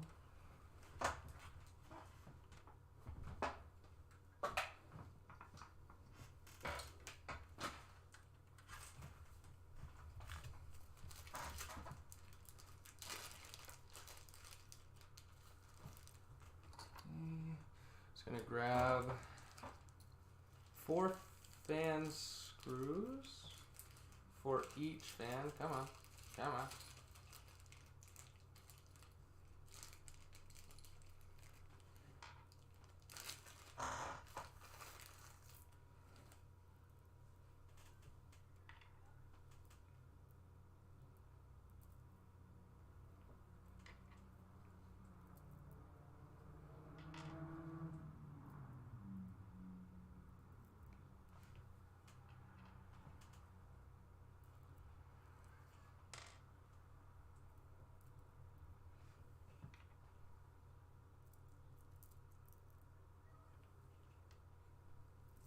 Okay, Sorry, that took a second. Just trying to...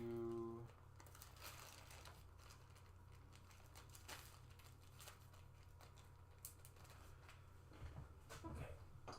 Got all of the screws. We're going to basically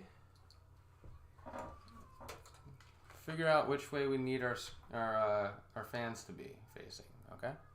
So this cage is the way that the air is going to push. The other way I like to look at it is when you look at your cage, when you look at your case from the front, this is your front, right? Your eyes are going to be facing this way. You don't want to see this cage most of the time, right? And you actually won't see it when you're looking at the front of your computer because you're going to be looking this way.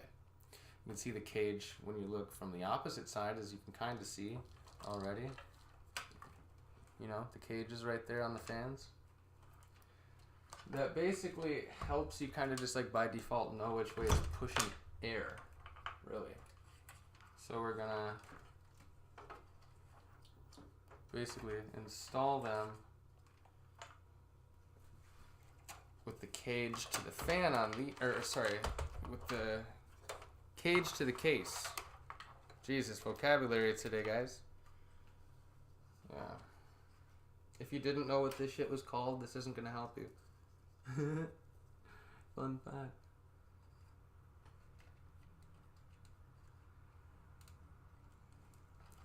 On today's video of I failed my teachers.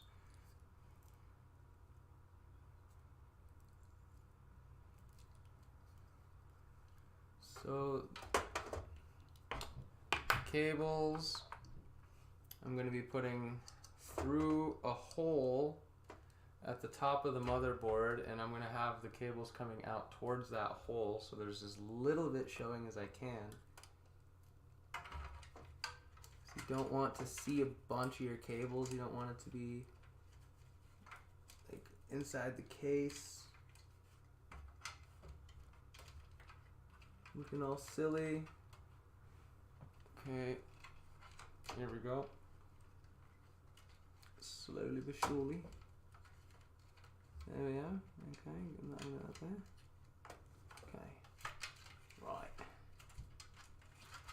And then we're gonna take our screwdriver.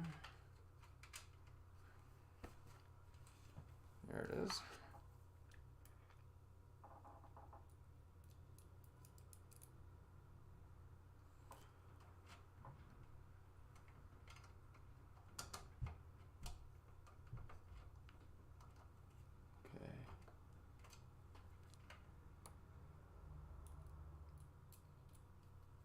Oh shit.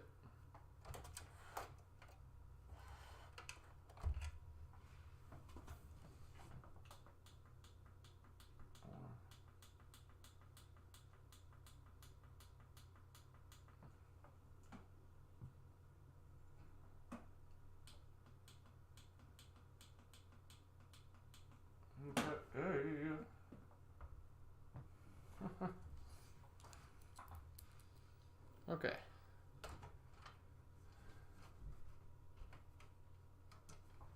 Some last minute adjustments.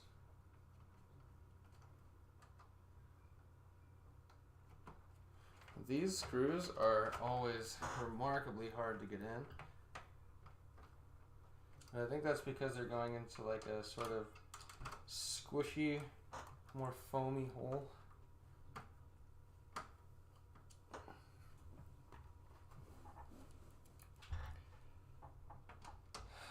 Okay.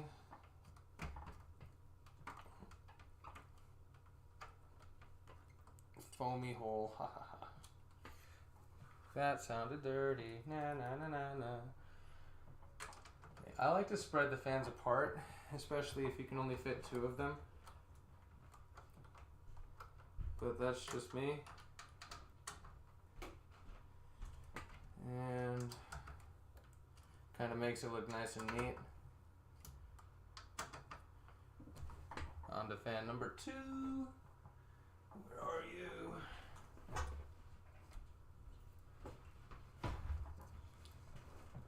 Same thing, I'm just gonna feed it through the hole that's well, a similar hole, I should say. I don't think it's the same hole.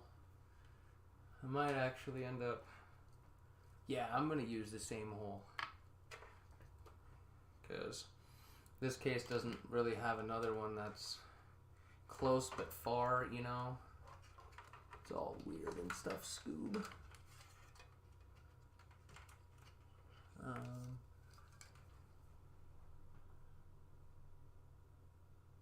Oh, I think I pinched myself into a weirdness there. Hold on a second. Where's the screwdriver?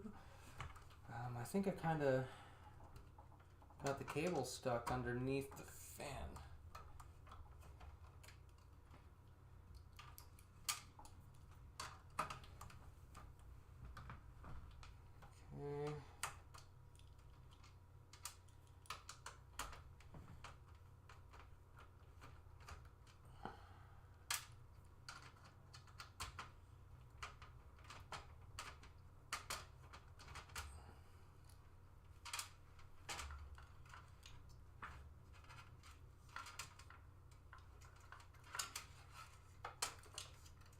Okay. Okay. Probably something good to double check first to make sure that there's no cables that are going to be touching your fan blades or pinched.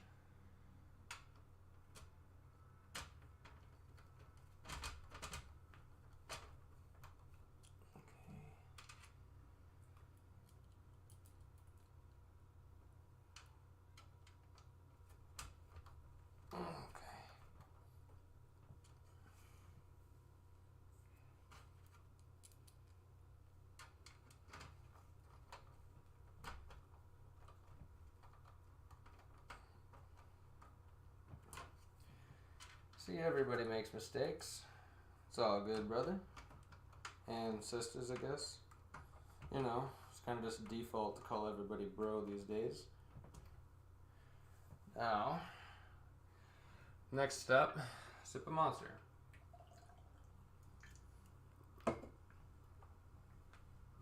It's very important in staying motivated.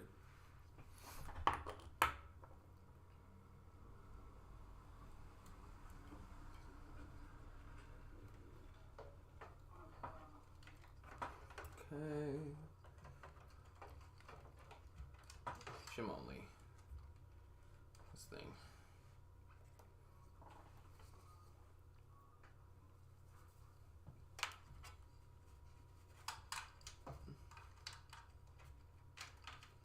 Okay. Cable number 2.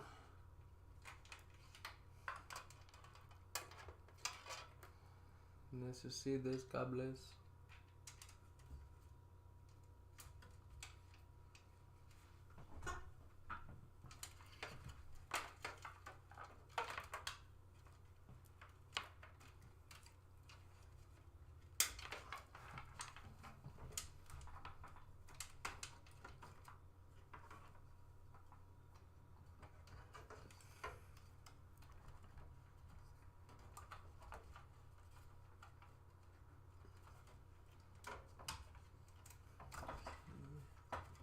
Might have to rotate this cable a bit out of the way.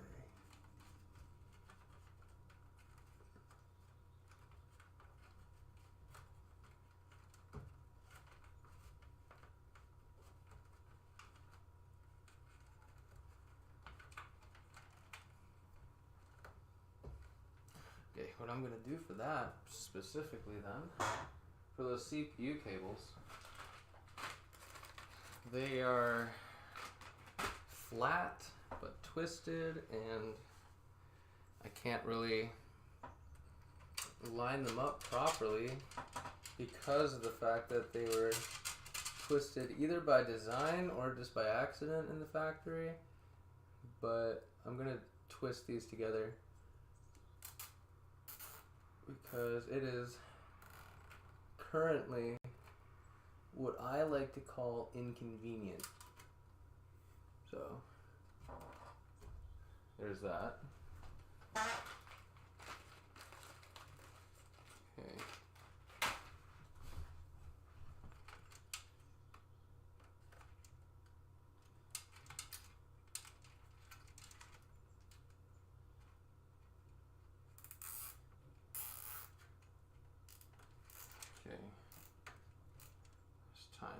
together.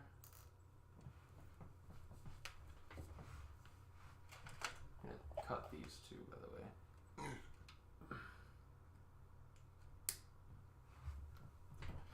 I normally use these zip ties to, you know, tie up my victims, but they actually serve multiple purposes.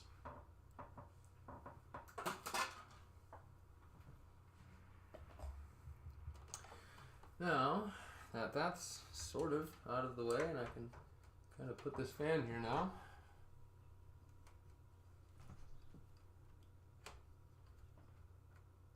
Okay. Good stuff. I'm basically just, as you see, holding the fan where it needs to be, making sure the cables aren't going to be all funky, which this time I'm actually paying closer attention to that specifically, because it's always, as you can see, a little inconvenient to go back.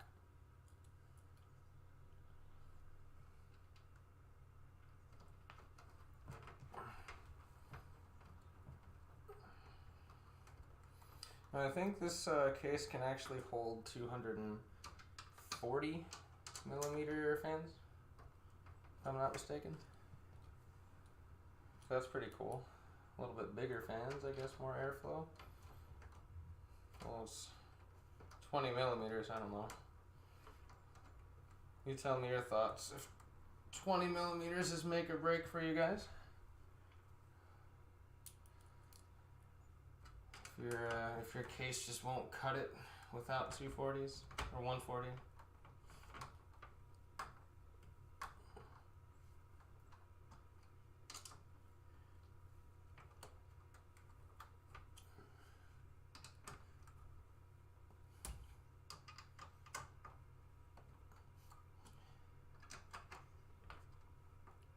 Okay. Cool. Let's make sure all of those are tight. Don't want anything to rattle. It's probably the more important part when it comes to, you know, liking the computer and not finding it inconvenient to have in your room. Okay, so that's it. I mean, the only thing we haven't installed yet is the graphics card, and we're basically going to do that last. Okay, so more cables. A lot of fans. Basically, all we're connecting together now is fans. And it looks like some of my cables almost got caught.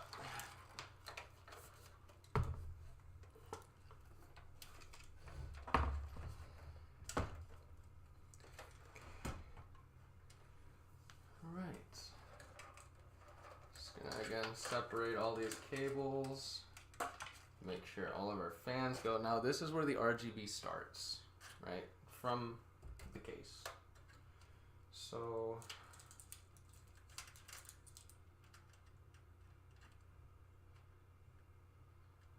let's see, fan.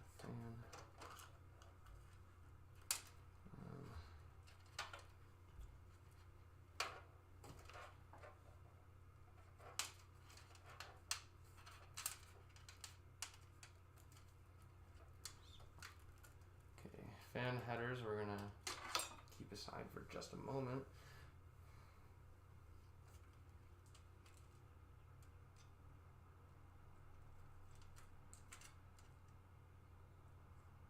I want to cut this off so bad.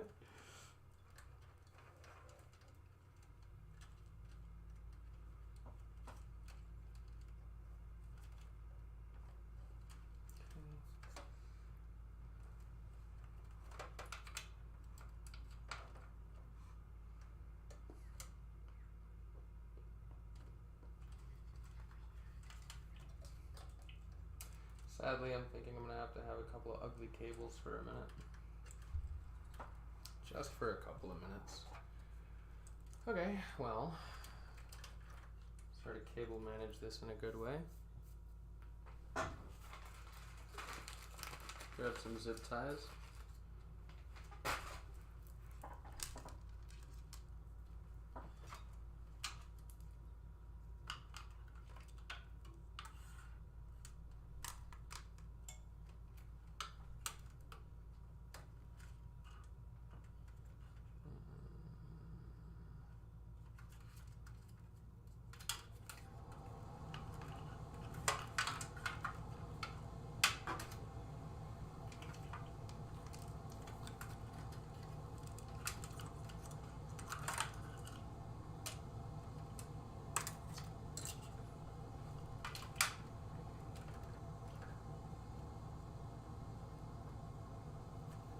So all of these three are RGB. I want them to go down this way. I'm not going to tie this down all the way right away. Just going to make a general loop so I can fit more cables if I need to. Oh, you dick. Yeah, okay, so I thought I had that under there, but I'm just an idiot. So okay, I got plenty more where these came from.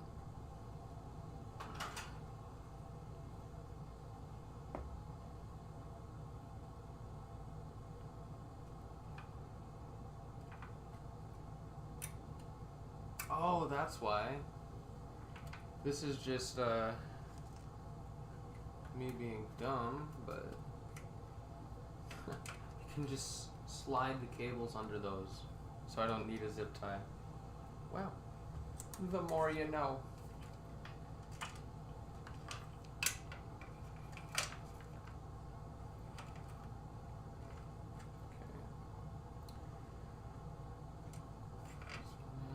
Trying to keep everything together in my head, basically. These are all of our RGB cables, so like our fans, lights, and stuff like that are gonna either here. These make the fans spin, which, oh, here we go.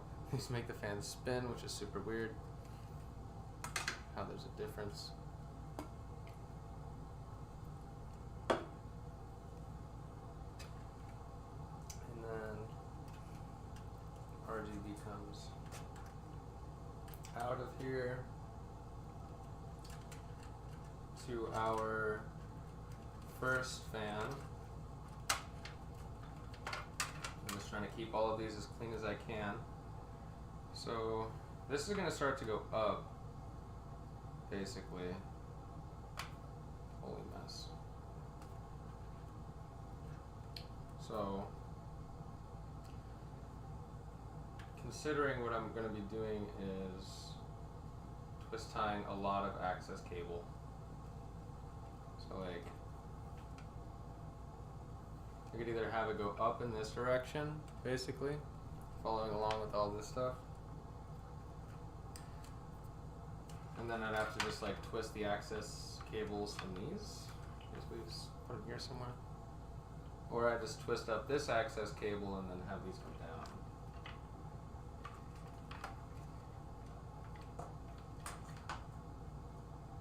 Oh, I got a power.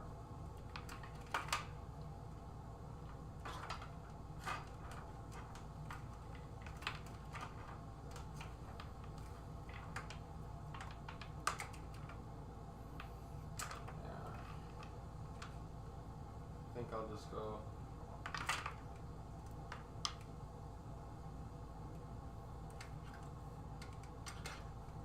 down towards this way.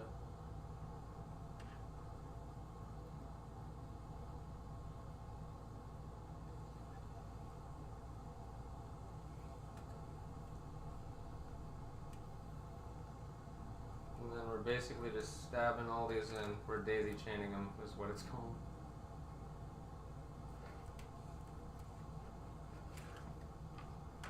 Which, holy shit. But it's what has to be done.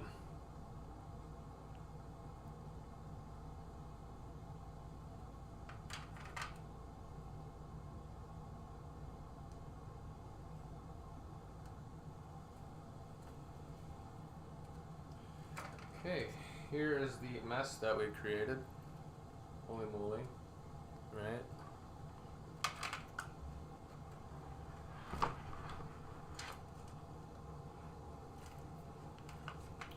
So now the age-old question is, what the hell do we do with all this? Right? Like, what do we do with this?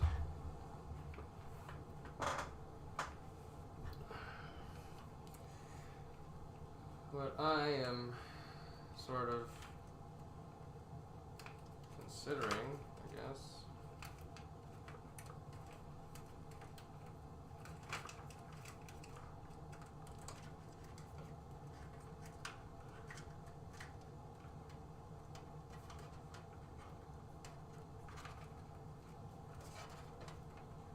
shoving it into the basement. Roar. I'm just kidding.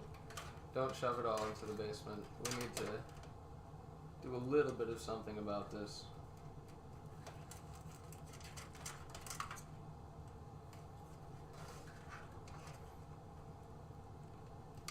It's actually what CyberPower did and made it really inconvenient for my life in the future.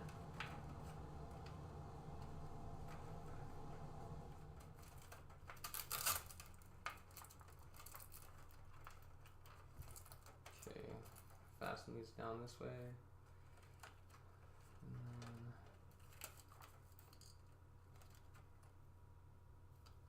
Oh man, I should try to find some electrical tape.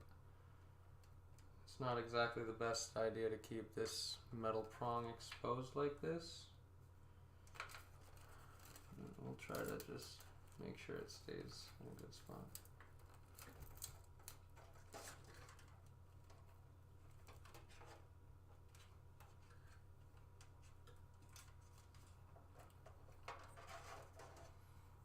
Okay. Wow, there's just so much. What do we do with it? I'm genuinely asking right now, like, what are people even doing with this stuff these days? I'm gonna just CyberPower it for now. Because, that's a lot of daisy chain right there. Okay. Now I basically need to figure out where all these fans are gonna be going into.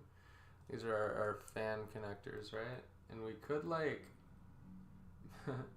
we could like plug one fan in and then just use these to like connect a couple fans to the same thing, which is what I might be partial to doing, to be honest.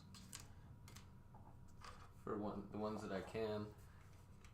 Let's just try to see if we can start poking them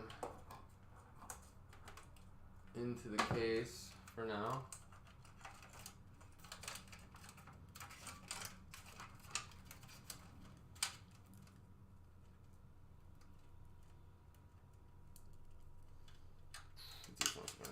Hold on, I just want to look really fast to see where all of the headers are. Okay, fan 4.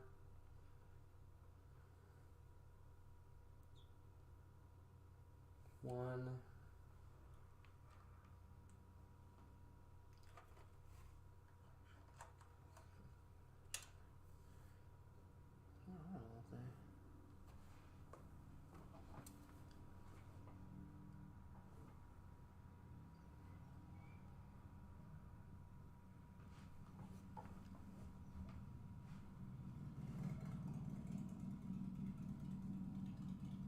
Wow, I'm actually hunting for a quick sec.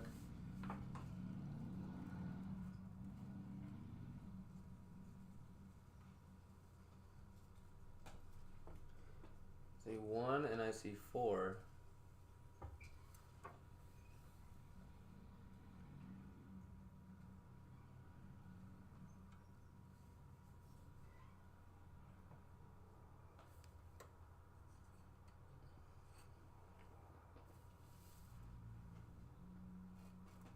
Where's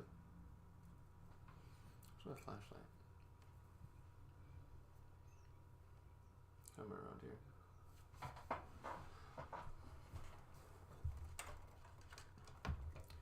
See, this is why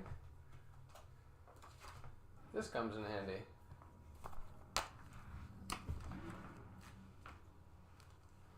Okay. see.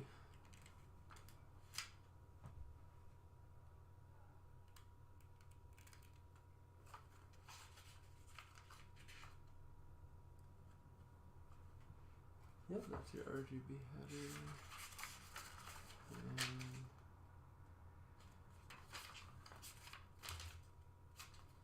M.2,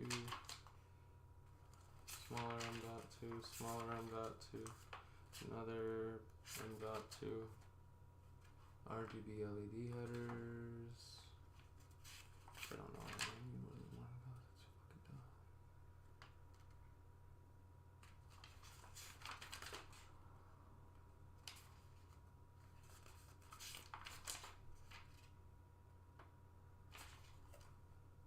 dumb. Oh, hi, I found the onboard headers and connectors. That's funny. The case ones that we were Googling earlier.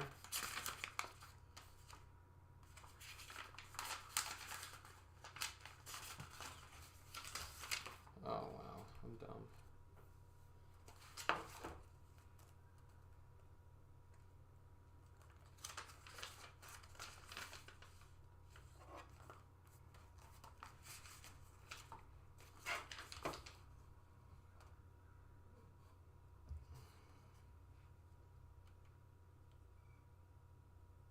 $24 and $25. $24 and $25. Seriously? What? Oh, I didn't see that. Okay. There we go. Found my 1, 2, 3, 4, and then 5. Good. Okay. Now I know where my fans are going to be going. I know these don't have that long of cables. What I might end up needing to do, this is just like 100% experimental.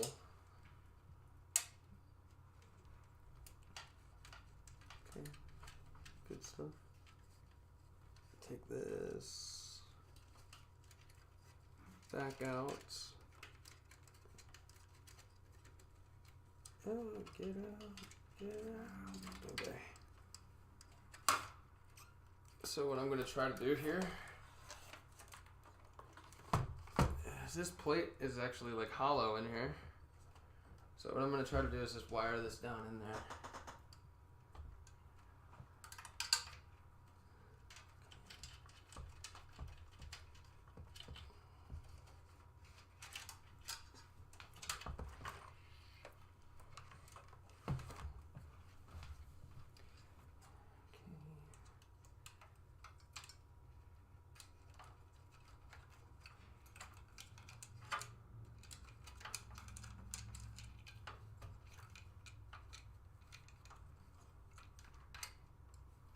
Okay. I might just have to stand it up quick.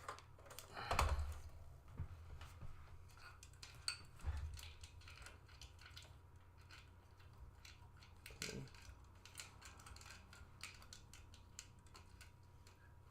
Okay. There we go. Perfection. It worked. Yay.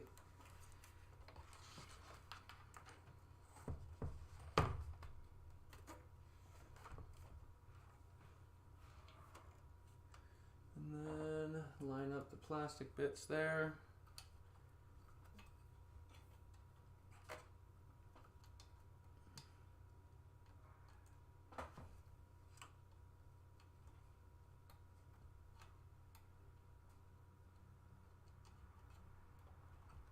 Okay. Cool. We have a fan plugged in. Yes! We have one!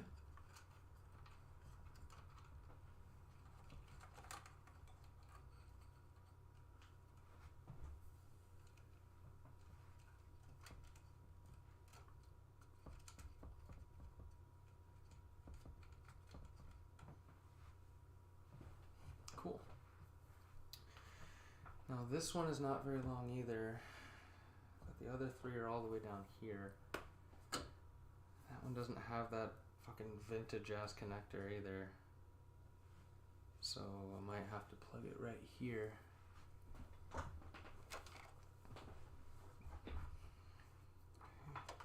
So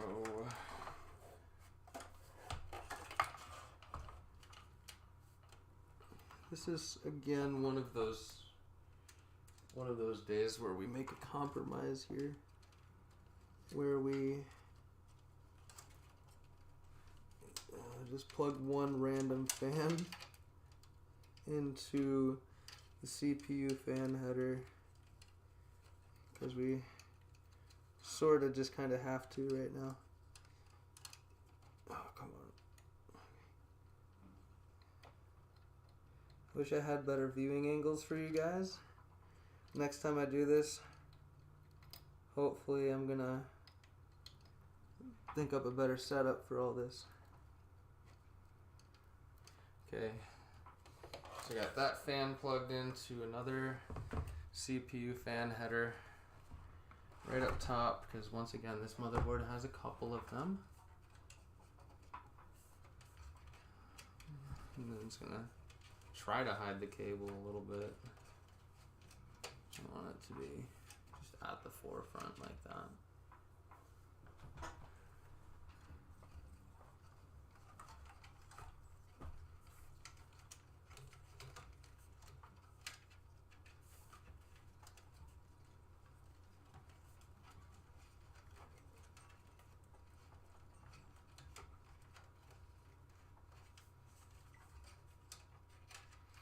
Sounds good, huh? Here, actually, I think we have enough play where I could basically just feed it back out the hole for just like a short loop.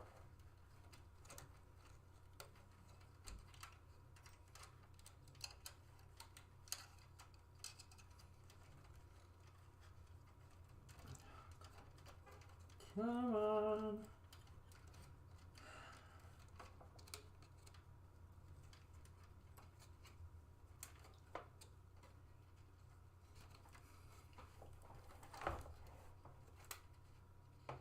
I am trying so fucking hard right now to get this goddamn cable in there.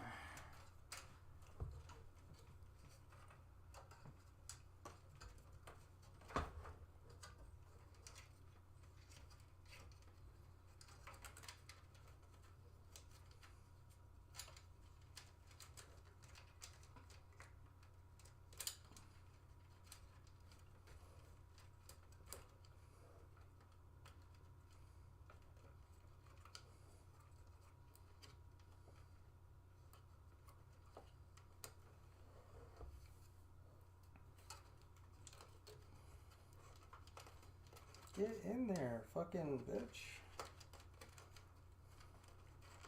You serious right now? Come on. Alright, you know that trick I was doing earlier? About to give it a fucking shot again. Alright, this thing. Twist tie. In the hole. Okay. Get the fuck in the hole. I can't even, like, it's just this hole, I guess. Alright, and then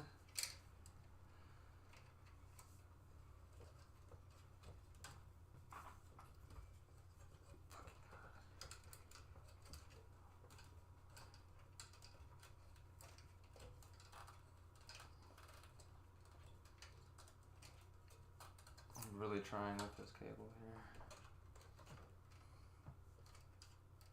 Told you, the cables are going to be the hardest fucking part.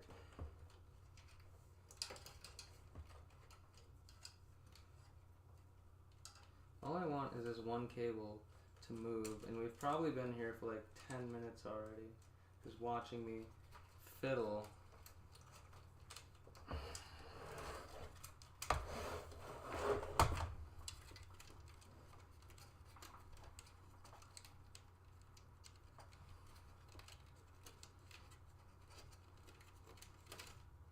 Jesus. After all this time.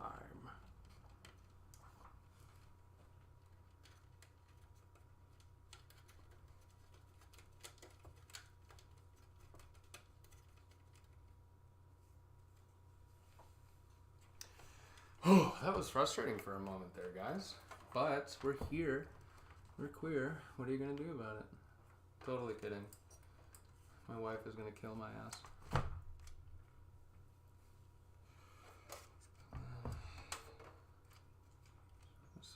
for this guy here. And then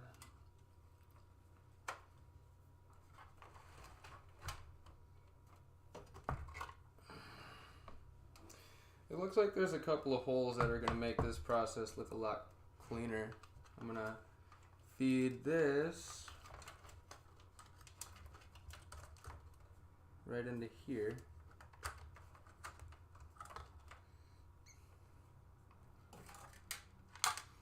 And then this is going to go all the way to the same place.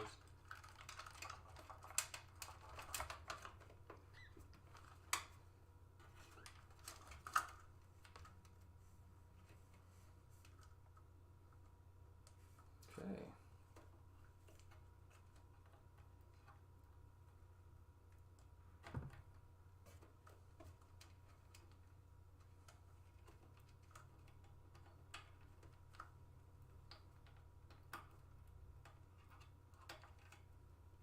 Okay. Oh shit, I'm an idiot, that's why. Plastic pieces, they're the key. For a second there, I was just fighting with my own fucking demons. But now we got it. Okay. Fans.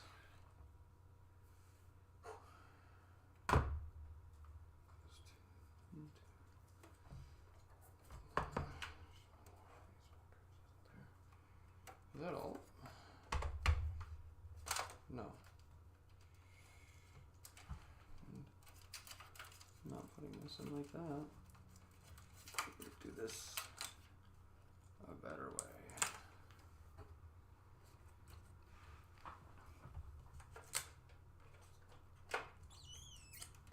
Okay. I don't know why I think that looks so fucking hilarious.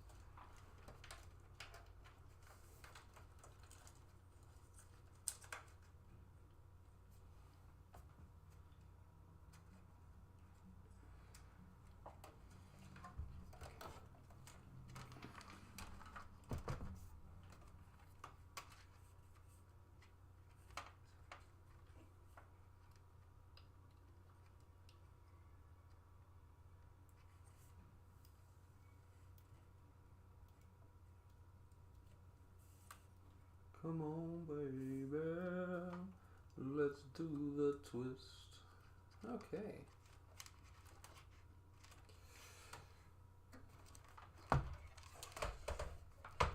What are those? My Crocs. Alright. So, we're basically almost there. We got all of our components plugged in, except for the graphics card. Our fans are plugged in. Fan RGB is plugged in. Power supply is in. The storage devices are in. Man, I don't know what else there is to do next, but crack open this beauty. The RTX 3050. Still has his bag. Because I keep them. Remember that, Pete. Remember that.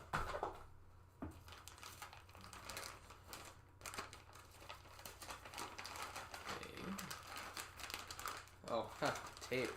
Don't forget the tape. Okay. So, graphics card easy peasy. 101. Here we go. 3, 2, 1. This part here, don't freaking touch it with your finger if you can, Linus. But it's going to be going into the graphics card, or the PCIe slot. Wow, what did I almost call it? The graphics card slot. As you saw there for a moment, hopefully at least, this little pin, or it's not a pin, it's a clip, I guess. It's going to be right at the end of your PCIe lane. You just give it a firm little push. Okay. You're going to make sure that you have these kind of unscrewed and then removed already, because if you don't, you're not going to be able to install it. And you're not going to be able to access this stuff. And now that I'm actually putting this in here, I'm realizing I need to remove one more of those and probably just move it down a little bit. Oh shit. Screwdriver. Now.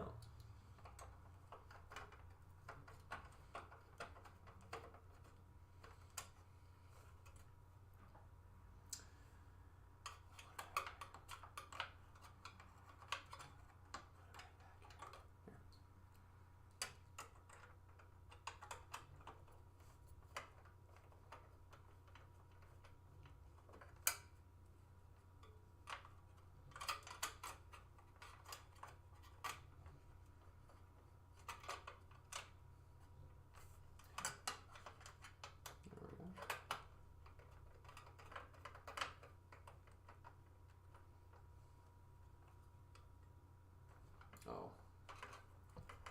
I'm silly, I almost forgot that this kind of like slides into a little slot or clips around the other side or hook, whatever. Can't word today, guys. Cannot talk.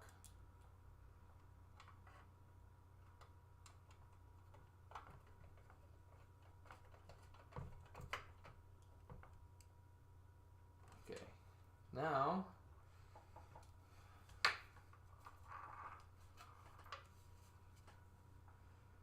$30.50. Here we go. So you're gonna basically put this little metal edge between the motherboard and the chassis. It's like such a very thin gap. And then you're gonna make sure that all of the little gaps in the graphics card slot and the motherboard bit are all matching up. So when you give it a firm press down, you don't break anything.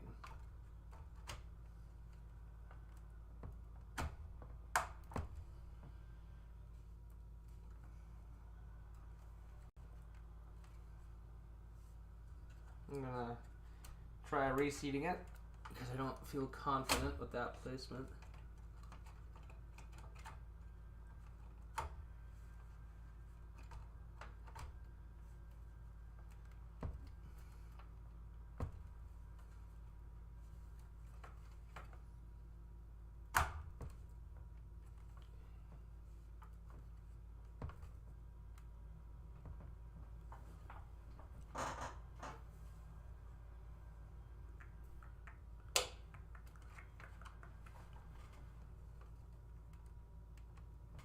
Am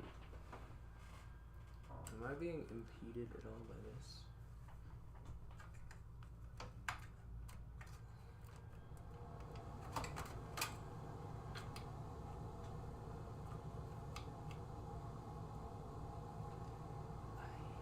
I think the M.2 is getting in my way.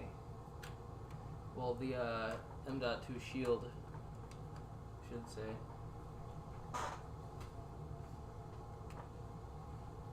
I'm gonna take a peek from the side as it goes in. But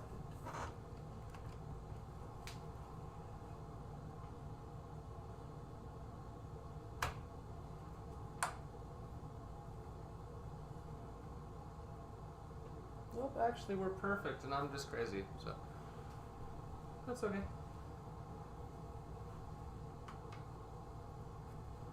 Alrighty. Now we got it slotted in there, Dees.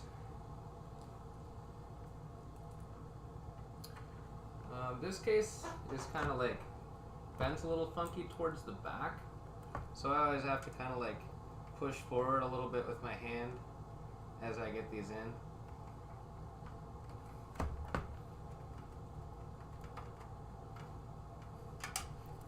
You're gonna screw that right back on in there. I have one more of those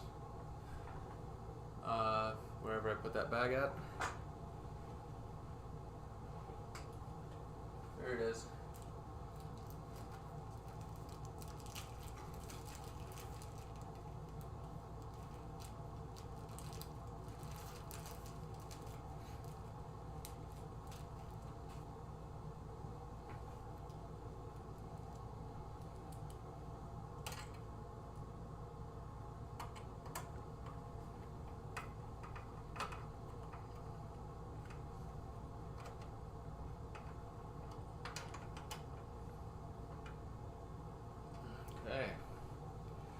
Now, another power connector.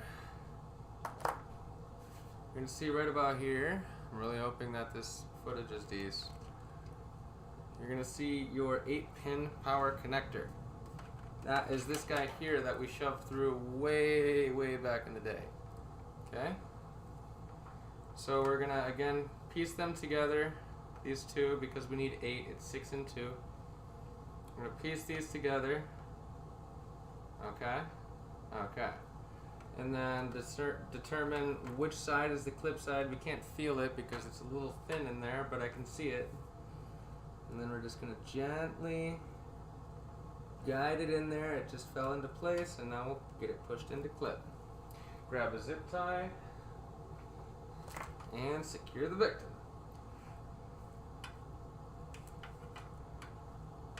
Totally kidding. No victims today. We're all done for the week. So,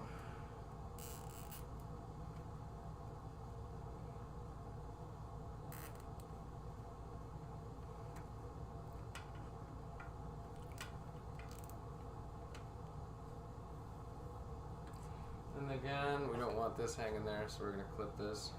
Everything is black on black, and it's probably kind of hard to see. But crossing my fingers that it looks decent. For all of those viewing at home.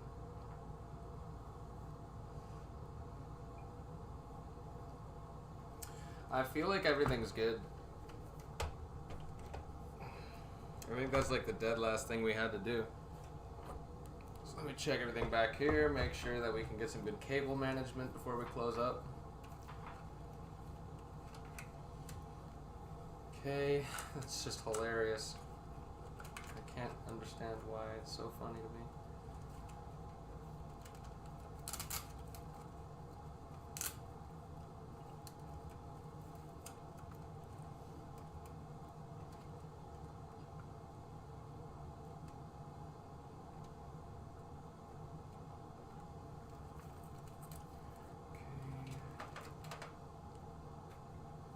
A lot that's just going to reside in the basement.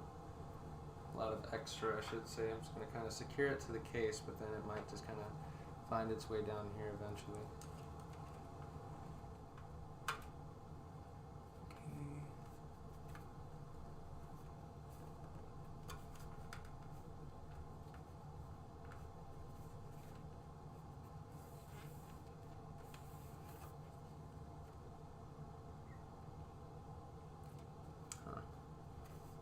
Not a whole lot of places for zip ties in this town, is there? Anyway, sorry. Thinking out loud here before we close up.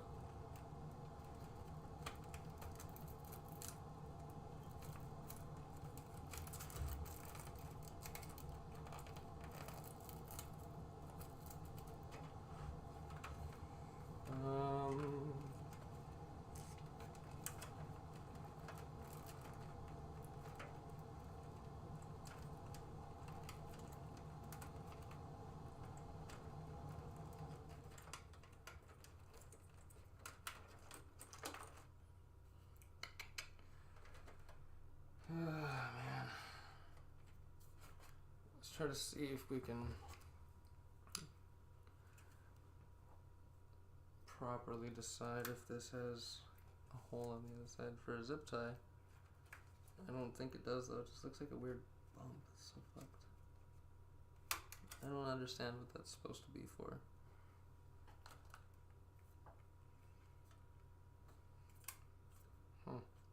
It's kind of shady. Poopers.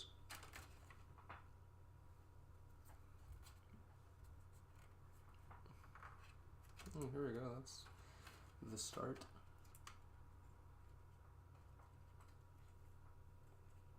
Okay. There we go. So I'm just trying to find more of those like little divots, like double-sided, like 2 cuts or whatever they kind of look like. For zip ties and whatnot.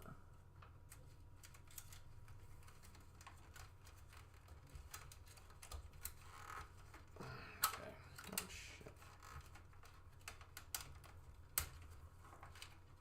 Lesson 1, how to use a zip tie.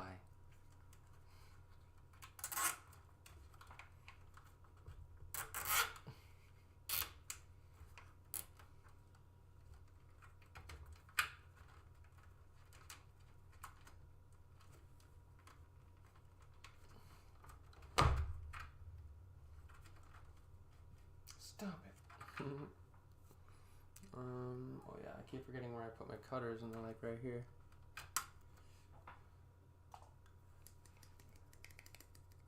Okay.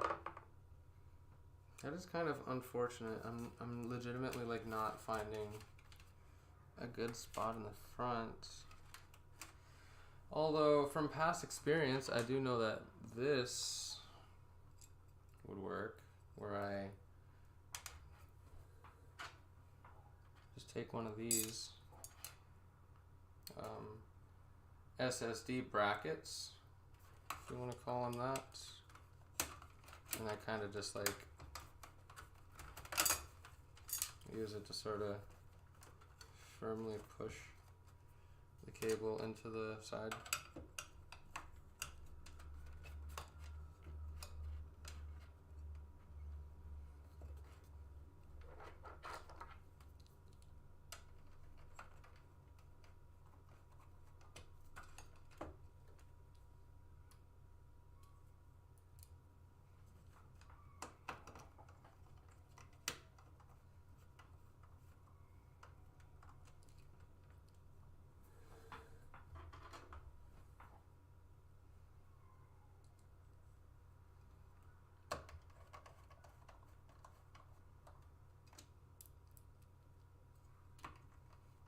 There we go.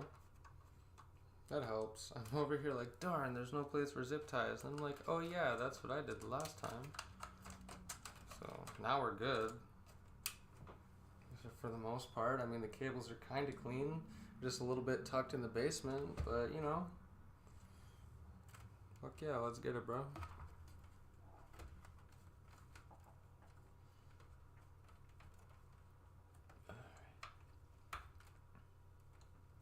Those will have to just find their malleable way down home.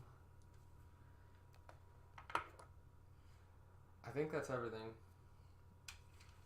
I'm 99% sure that's all the fans, the power supply connectors, storage devices plugged in. I got my M.2 in.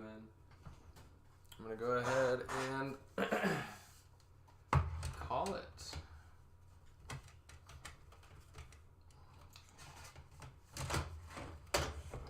Stand this up.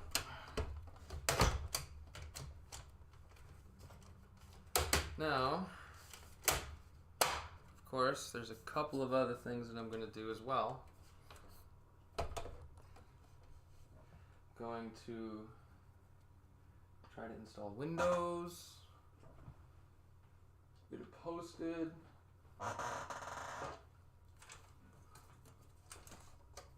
Well, not in that order.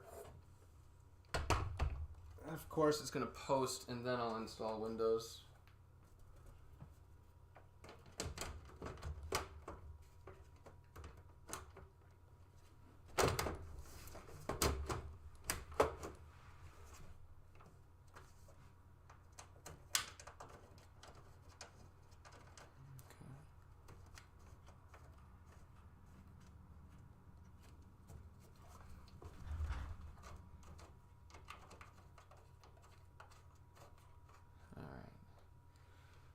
Getting the back plates and stuff on. And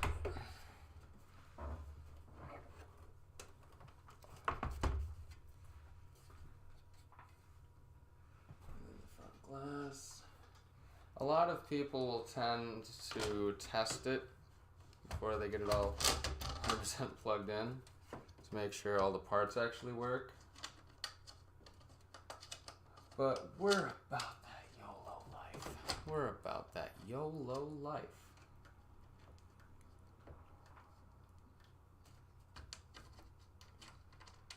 Okay.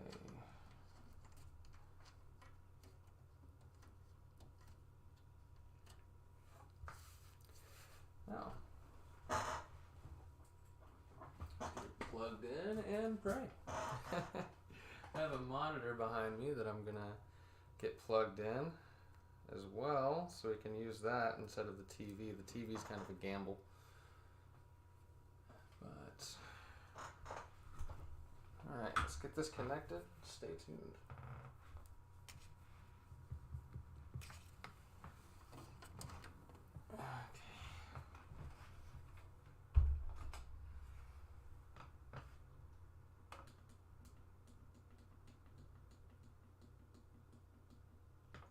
There we go.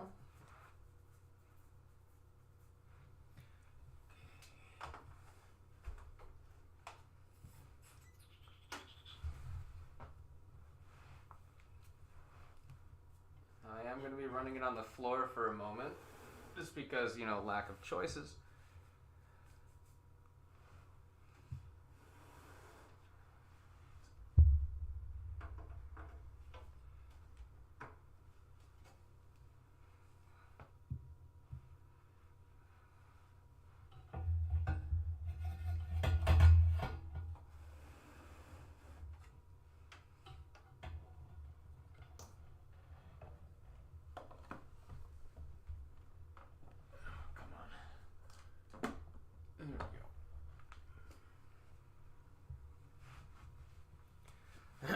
It's embarrassing to point out that for half of that, I forgot to put this back on. Okay, and then I got the monitor behind me.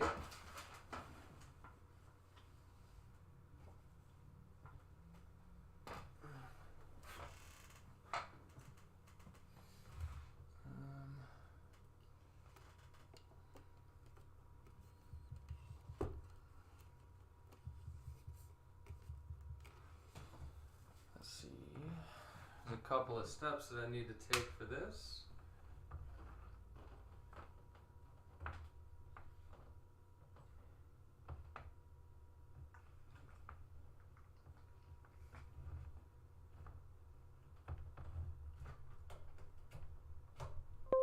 There we go. Some boom ba doom messages.